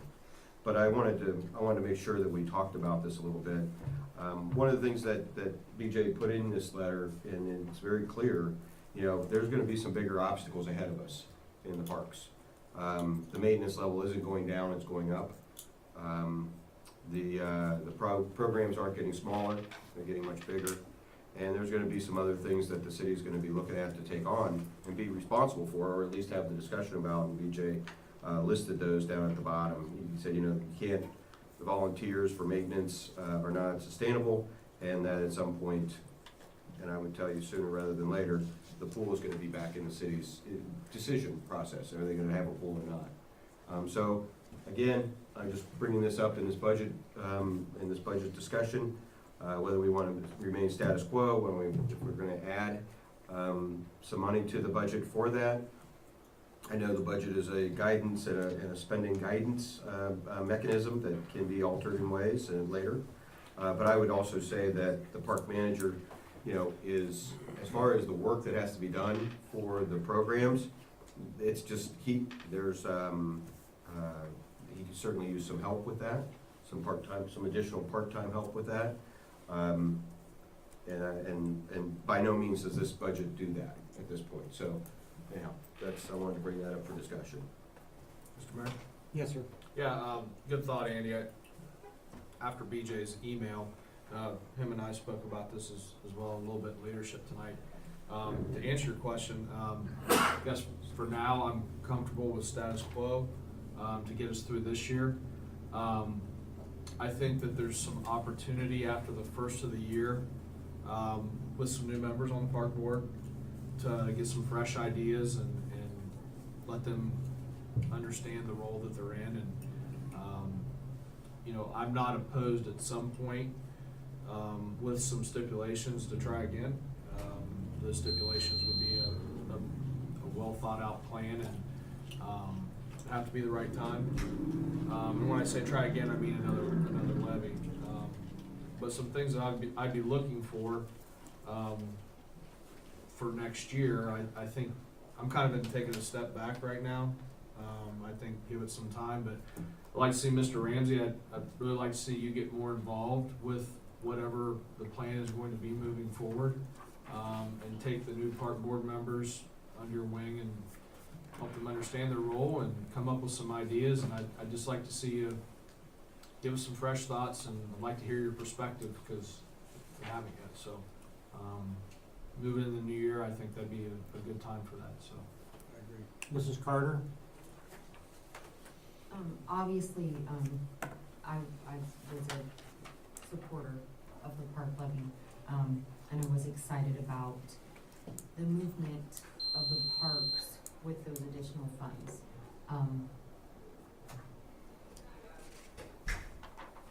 Definitely, we cannot regress, we can't go backwards. We're just not in a community that will allow for that. We owe it to the citizens of our city and the families and the individuals who want to be able to get out and walk or exercise, whether that be, older citizens, younger ones, whatever it may be. However, given that we're at the fourth reading at the end of the year, I don't know that, trying to make a quick decision about additional monies and how we would commit them is the best discussion to have right now. I don't think that's a discussion that can be rushed. What I would like to see is, obviously, we're just gonna have to maintain the status quo, not that that's the best thing, but I think that's what we need to do. And then as we move into this next year with some new members on the park board, we need to get creative and find out, really explore other opportunities with partnerships within our community, whether that be local businesses, the Licking Park District, who had come and presented to us once at the park board about something similar, the school districts who have expressed interest in partnering with the parks for programs. So I think instead of just having the blinders on and going straight forward with, well, until we get to the next initiative on the ballot, until we ask the citizens for more money, I think we need to put the efforts in to make those changes in a creative way, and then the community, we won't have to go out and educate them. They'll be able to see what's going on, and they'll want to be part of it. So it's a disappointment for sure, but it's definitely not a showstopper. So, Mr. Barkley? Thank you, Mr. Mayor. Yeah, I mean, a couple observations. I voted for the park levy. Thought it was a good idea. I thought the park board had a great plan for how they were planning on using the money from the proposed levy. But I was disappointed, to be completely frank, in the execution of their campaign. If people don't understand an issue, they're gonna vote no. And unless they have a clear understanding of what the financial issue is, through explanation by the proponents, they're gonna vote no. And the citizens spoke loudly and clearly. I think it was 60-40. And I'd be hesitant to vote to put another issue on the ballot. I agree with Mr. Lee, the timing would have to be correct. But before I would vote for it, for certain, I would wanna see a lot of a solid plan that the park board would have for success. And by success, I mean explaining to the voters, and a plan for explaining to the voters and the taxpayers here of how it was gonna happen. I don't think that happened with this last one. So, but and out going out and talking to voters when I was out campaigning, I kept telling people, if I'm gonna support the levy, but if it's voted down, I'm gonna take that as a sign that the voters want status quo, at least at this point. And so I think that this late in the year, we're at the fourth reading. I agree with Mrs. Carter that this is not the point to try to figure out how we're gonna do something with the park budget. We'll see after the first of the year, because a big piece of this is gonna be the information we're gonna get on December 4th about the police station, and exactly how much that's going to cost, and how exactly we're going to fund that. from what funds that's gonna come. So, to me, again, the voters spoke loudly and clearly.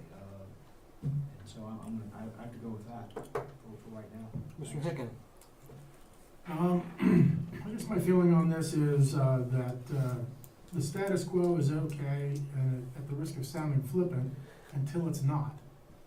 You know, I don't see any problem with moving into the new year in a status quo position. If something happens, we will, whether it's along the lines of something innovative, or whether it's along the lines of the wind blew down a shelter house, we may have to move money.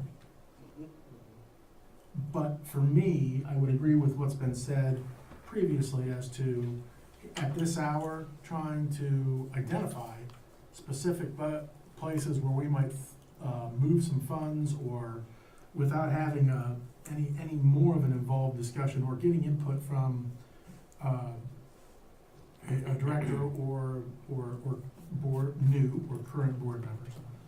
I think for me, status quo will hold until it doesn't, until it's time to get together, revisit. I'm even amenable to getting everybody back together and talking about, okay, let's brainstorm again. Let's look at what happened. Todd's statements about the public speaking, I respect those. I think different numbers of people that come out at different times. I agree with Mr. Barstow's basic idea. I also agree with Mr. Lee's idea that the timing would have to be right. That's the best way to put that. So that's good for me. Mr. Powell? Yeah, I agree. In respect to the budget, I think we need to keep the status quo for now, but moving down the road, we need to, obviously the parks are a valuable part of our community, and it serves our community a great deal, so I think we need to, again, work with the board and try to figure out a way to creative ways in order to take care of some of these things. And I also agree with Mr. Barstow.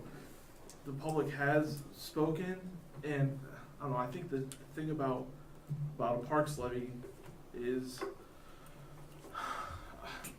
you can't make people care about the parks in such a short time. People that don't interact with the parks on a daily basis or a period, we want them to go and vote for it. And the only time we really, I don't know, it feels like we try to make them care about it is when we want to pass a levy. I think there needs to be more constant communication with the residents as far as, why the parks are important. Here's what we need to do to ensure that the parks are not only maintained, but the programs are being put into place to make them, I don't know, valuable to the community. So, I don't know, I share both views, but I think in terms of the budget, I think status quo is best for right now. Mr. Walton? Two things. One, I wanted to say to Jenny and to the park board and to everybody that did put their time in and did put together a plan and did work very hard to get the information out to the voters and had 3 meetings and didn't have people show up. I appreciate all your work.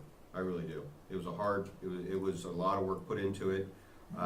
It may not seem like the word got out, but the people that were identified through Facebook and did have discussions and did have manning of the Facebook page to make sure people didn't have the wrong information. I greatly appreciate their work. Second, I hear a lot of people talking about getting information out to the public. We brought this up through the budget discussions about having some plan to get information out to the public in some method, electronic or in some way that the public is now discussing things, because we just don't have that. We don't have a paper. We don't have the ability to tell people what's going on. So we brought that up in the budget, and that's not included as a line item for this budget. So I don't know where you go with it, but I can tell you that, at least from my point of view, the positive plan that was put out in front of the voters this time to be part of a great opportunity. It was all positive. None of it was negative. It wasn't, we're going to take something away from you. It wasn't that you're going to lose, your park's going to be,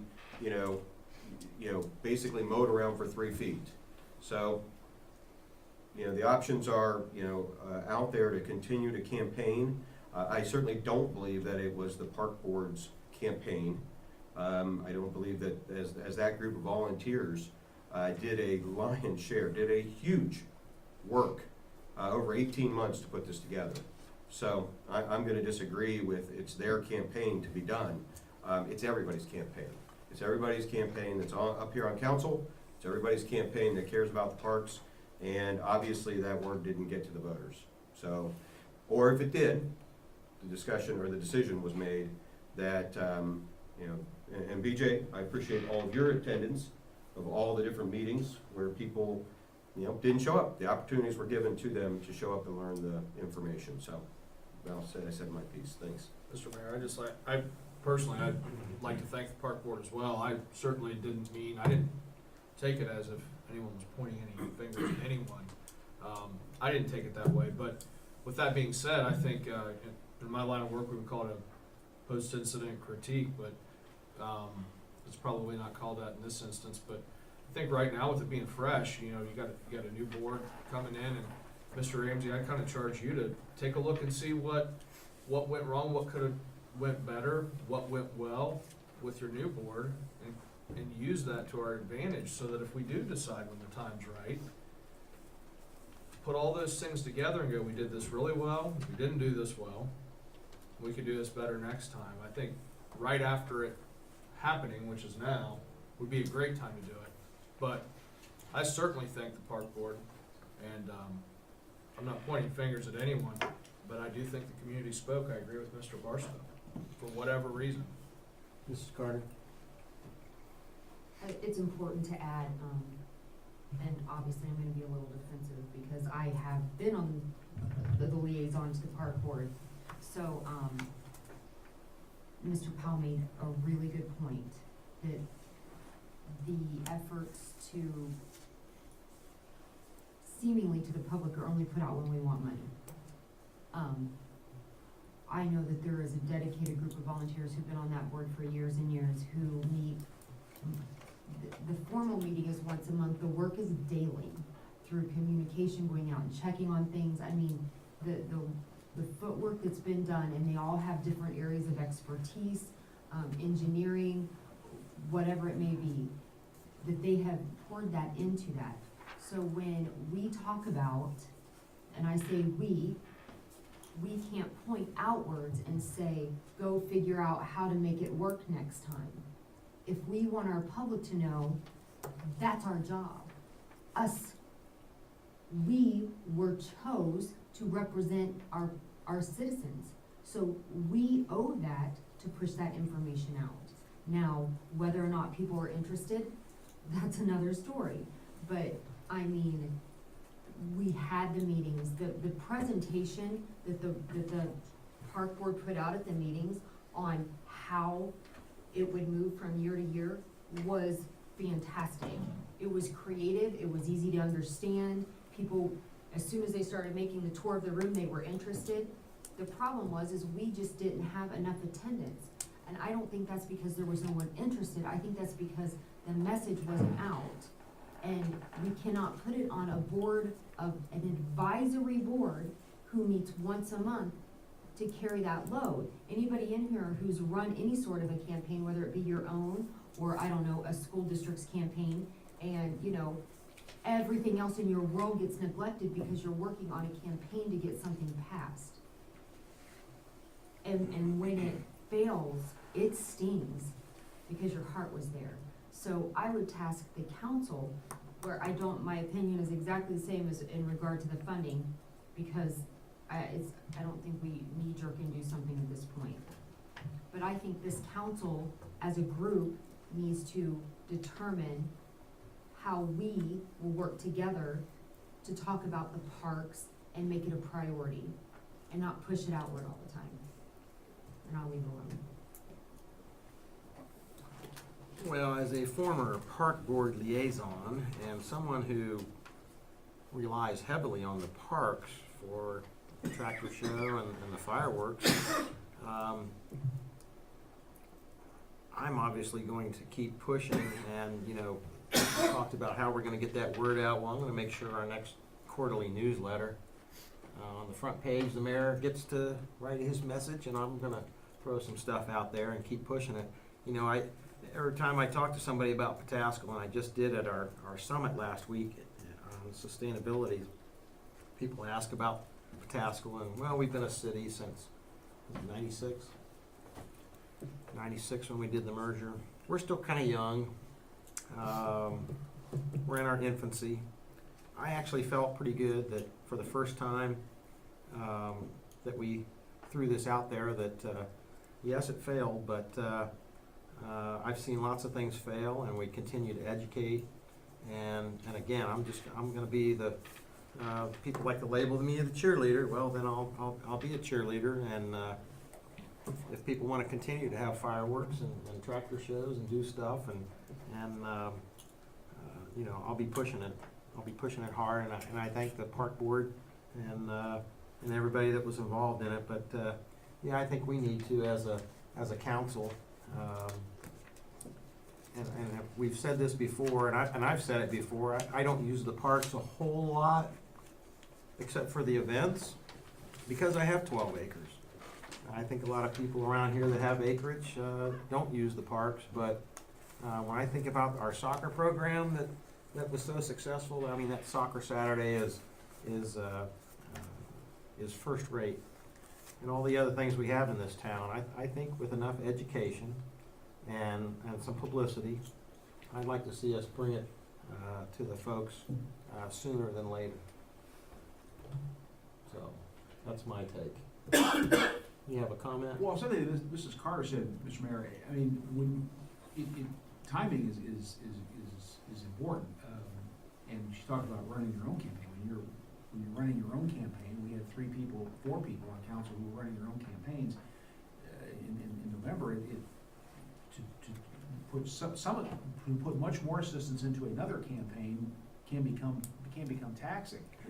I would have been, if the park board, I don't know if they had any literature that they mailed out. I did not receive any. I don't know if they sent any sort of mailer out or anything like that. I didn't get anything in my home. I think I could have done this without running afoul of the election laws. I think I would have been happy to have passed it out myself when I went out. I went to over 1,200 doors in the city this fall. So I would have been happy to have distributed it if there had been something to distribute. That's what I'm talking about getting information out in the hands of voters. And I think that's important, is that they have something that they can look at and see before they go and vote. That's what I'm talking about. The park board they worked very hard. They had a fantastic plan for how to take the tax dollars and spend them wisely. It was fantastic. The meetings that they had were well run. Unfortunately, they were not well attended. But to me, in terms of getting the message out to people who actually went into the voting booth, 2,700 people that went into the voting booth here in the city, that's what I don't think happened for whatever reason.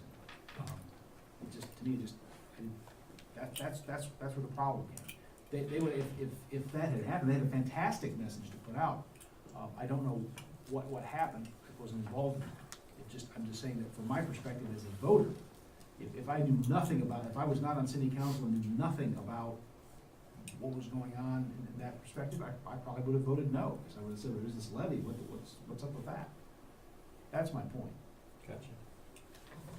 Anything else on the subject? Yes, sir. I don't mean to minimize or try and downplay the effort that the Parks Board or anyone else did in the campaign. They did a great job, and I'm not saying that there was anything wrong with what they did, but I don't think it's wrong at all to say that that everybody, council, park board, everybody should take a step back and evaluate, how it was done. What can we do better? There's nothing wrong with that, and saying that's not to say that anyone, didn't do what they were supposed to do or did a bad job. That's not it at all. It's just, I think we need to look at, how we're communicating with people. If there's something else we could be doing that's not being done now. That's my only point, is figuring out how people interact with issues and campaigns and try and navigate the situation that way. So that's my only point. Very good. Mr. Mayor, Yes, sir. I move to adopt ordinance 2017-4299. I have a motion to adopt. Second. Seconded by Mr. Barstow. Discussion? And roll. Carter, Yes. Powell, Yes. Hayes, Yes. Barstow, Yes. Lee, Yes. Hicken, Yes. Walter, Yes. Ordinance passes. Congratulations. Thank you. Nice work. We did it again in November. Good job. That's awesome. Awesome, awesome. I brag all the time whenever I'm at a worksy meeting or one of these other meetings and tell them, I ask other folks, where you at with your budget? We're getting ready to vote. Very good. Ordinance 2017-4297 for a third reading. So moved. Moved by Mr. Barstow. Second. Seconded by Mr. Hicken. Kathy, when you're ready. Third reading.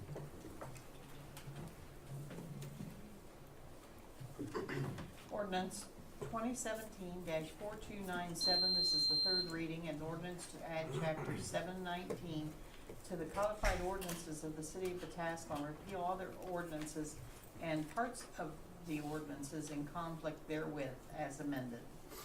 Discussion? And roll. Point of order, Mr. We Mayor. need to I'm sorry. adopt. Oh, I need a motion to adopt, please. Is that you, Mr. Barstow? No, I just said. Okay. Need a motion to adopt? Mr. Mayor, Yes. I move to adopt ordinance 2017-4297.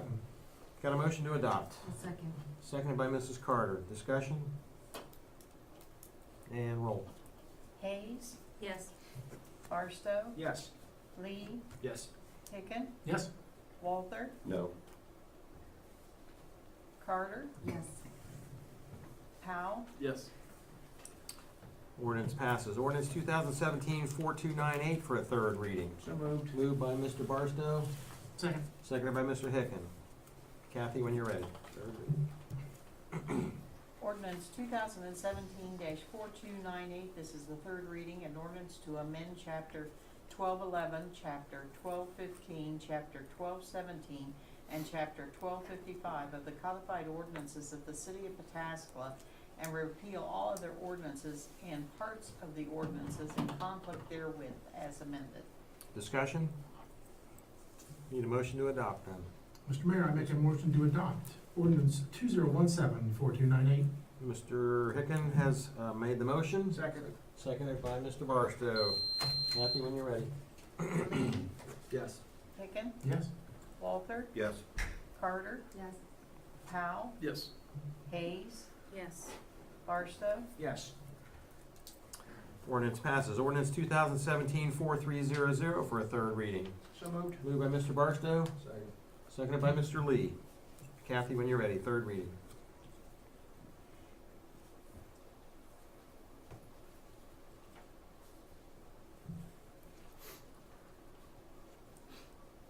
Ordinance 2017-4300, this is the third reading, an ordinance to amend section 929.03G of the codified ordinances of the city of Pataskla. Discussion? Need a motion to adopt. Mr. Mayor, Yes. I make a motion to adopt ordinance 2017-4300. Motion by Mr. Barstow, Second. seconded by Mrs. Carter. Kathy, when you're ready. Walter, Yes. Carter, Yes. Powell, Yes. Hayes, Yes. Barstow, Yes. Lee, Yes. Hicken, Yes.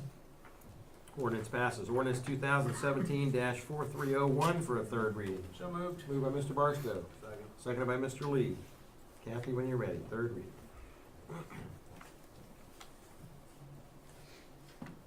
Ordinance 2017-4301, this is the third reading, an ordinance amending ordinance 1216-4272, establishing the allocation of income tax collections received by the city of Pataskla pursuant to ordinance 2010-3959.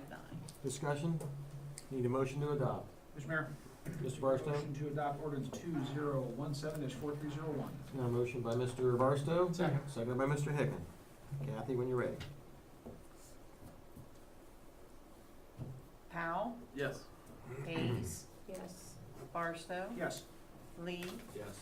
Hicken, Yes. Walter, Yes. Carter, Yes. Ordinance passes. Ordinance 2017-4302 for a second reading. So moved. Moved by Mr. Barstow, Second. seconded by Mr. Hicken. Kathy, when you're ready. Hayes, Yes. or did you just want me to read it? This is second reading. This is second reading. Excuse me. Ordinance 2017-4302, this is the second reading, an ordinance to make supplemental appropriations for current expenses and other expenditures during the fiscal year ending December 31st, 2017. Mr. Mayor, Yes, Mr. Hicken. I'd like to make a motion to amend ordinance 2017-4302 by substitution. Got a motion on the floor? Second. Seconded by Mr. Barstow. Discussion? And roll on the motion to amend. Barstow? Yes. Lee? Yes. Hicken? Yes. Walther? Yes. Carter? Yes. Powell? Yes. Hayes? Yes. Okay, motion passes. Resolution, is there any desire to take resolution 2017-063 off the table? I just wanted to mention that because I didn't want to overstep my bounds. You do have your packet in front of you, and if you want to discuss that with me after you look at it, give me a holler, and if not, we'll talk about it at the next council meeting. So that remains on the table. Resolution 2017-065, a resolution authorizing the city administrator to enter into an agreement with the Central Ohio Healthcare Consortium, COHCC, for the purpose of providing employee health insurance benefits. So, Hmm? I got a resolution. Somebody wanna? Second? Are you first? I moved it, yeah. Did you Oh, say you so moved it? moved? Okay. I'm Oh, you sorry. sneezed. No, I'm just joking. So Bless moved. you. I have a So motion moved. by Mr. Hicken and seconded by Mrs. Carter. Okay. I was confused too, sorry. That's I fine. was so confused. Scared us there. Yeah, I was just kind of like trying to figure out what was going on. Any discussion? And roll call, please. Lee? Yes. Hicken? Yes. Walther? Yes. Carter? Yes. Powell? Yes. Hayes? Yes. Barstow? Yes. Resolution passes. I think it's the word consortium. It's consortium. Okay, resolution 2017-066. A resolution authorizing the city administrator to enter into an agreement with, is that DETA or DATA? That would be Delta. Delta. Delta? Okay, should be an L in there. Delta Dental, for the purpose of providing employee dental insurance benefits. So moved. Moved by Mr. Second. Hicken, seconded by Mr. Barstow.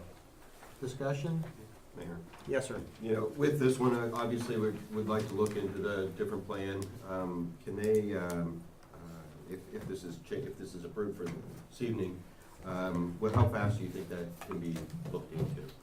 Do you want to address that? Yeah, I can hopefully have, I'm sorry. Thank you.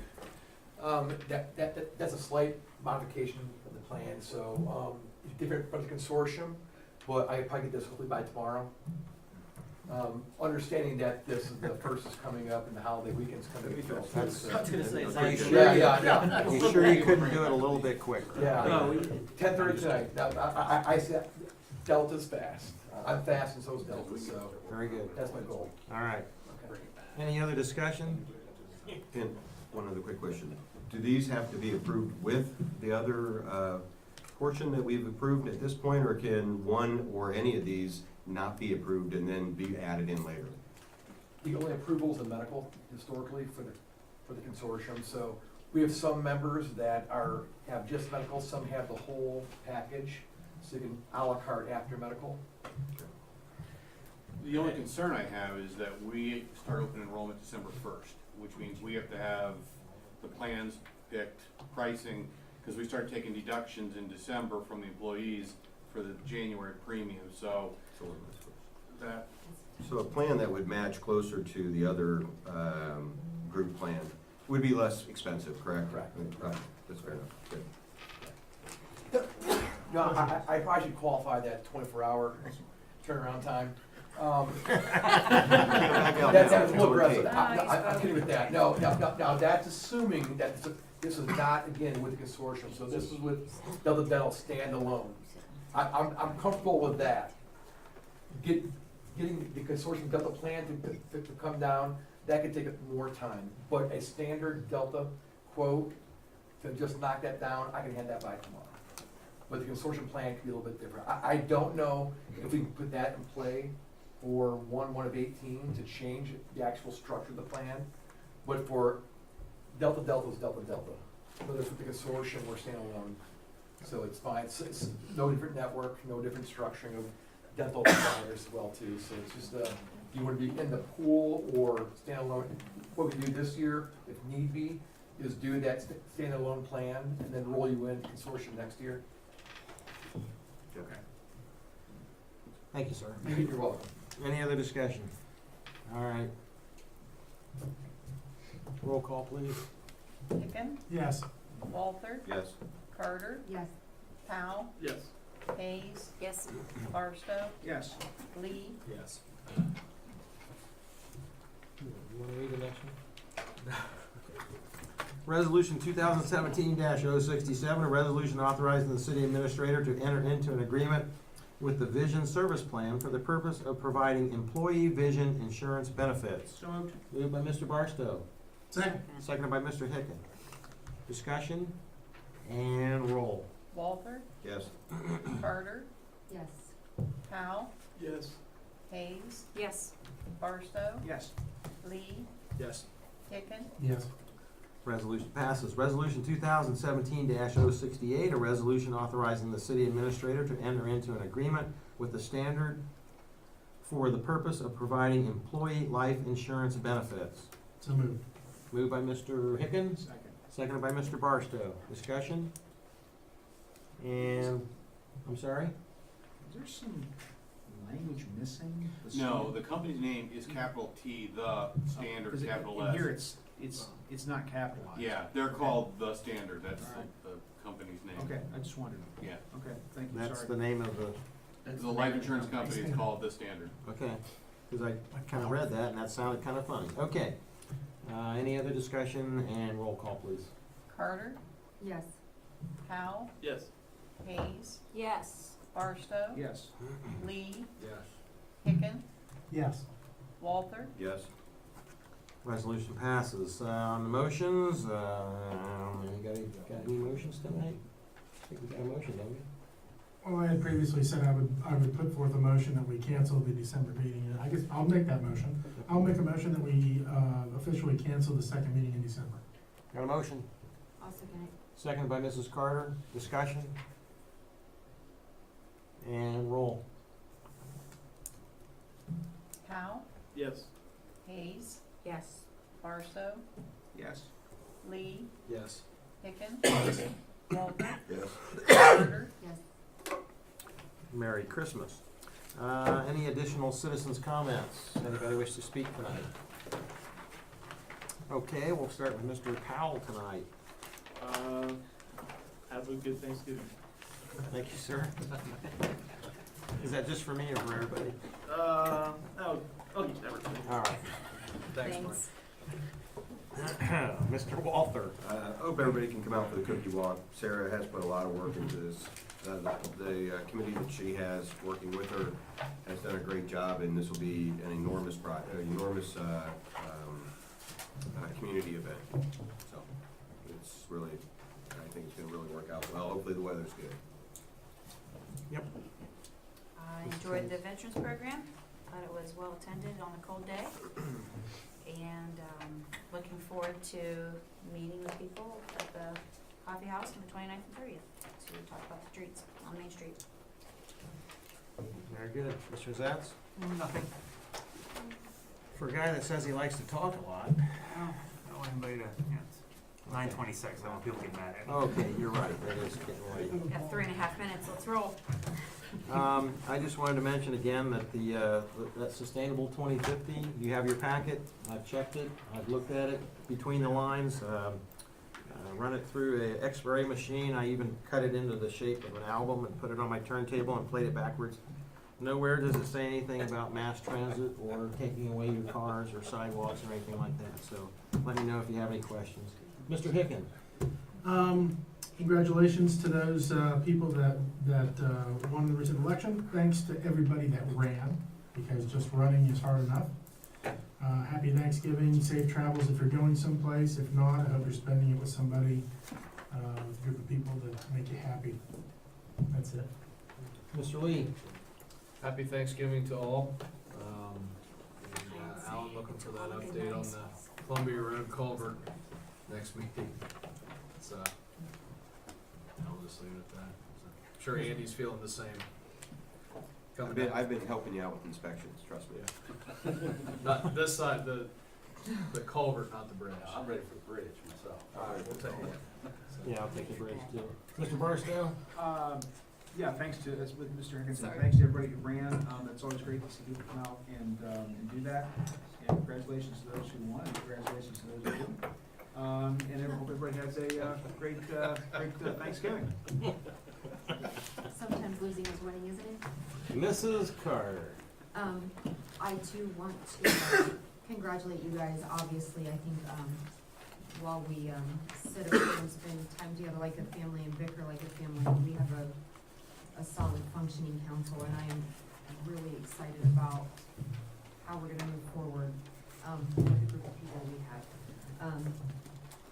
I wanted to thank BJ for attending the visioning committee meeting, with Licking Heights the other day. Over the past month or so, I've spent several days in committee meetings with, some of the Licking Heights folks, discussing the building of the new high school, and they're working hard to involve, citizens who are not directly involved with the schools, parents, employees, city people, just to make sure that as this new school gets built, that they are, being respectful of the taxpayers and doing what they think is best. So it's been an interesting process. So I really do appreciate you taking the time to come to that. And obviously, the LH kids for coming out tonight. I think it's, our Hornets. Mr. Hicken looks so awesome in that jersey. It's itchy. It's itchy. It's itchy. Hasn't It been washed. stinks. It stinks. But, I mean, that kind of falls in conjunction too. I just feel like, over the past year or so, we've made some real strides with both the school districts and our relationships with them and how things are going. And I know that I've heard talk of the cookie walk around the school, and that's the first time I've ever heard it. So, my family always very much looks forward to attending that event, so I, look forward to it as well. And before you say that, earlier, Mr. McClellan, Officer McClellan, I mentioned we were honoring our vets, and you were out of the room. I just wanted to thank you for your service, sir. Mrs. Carter? Motion to adjourn. Got a motion to adjourn? Second. Seconded by Mrs. Hayes. Discussion and roll. Hayes, Yes. Barstow. Yes. Lee. Yes. Hicken. Well, the other Walter. Yes. Carter. Yes. Powell. Meeting adjourned. So what happens? I'm on one meeting and he trains y'all to put your seats down without anybody asking? Just like being at home. He actually forgot and came back and said it after we had. That's not as far as I was going. So-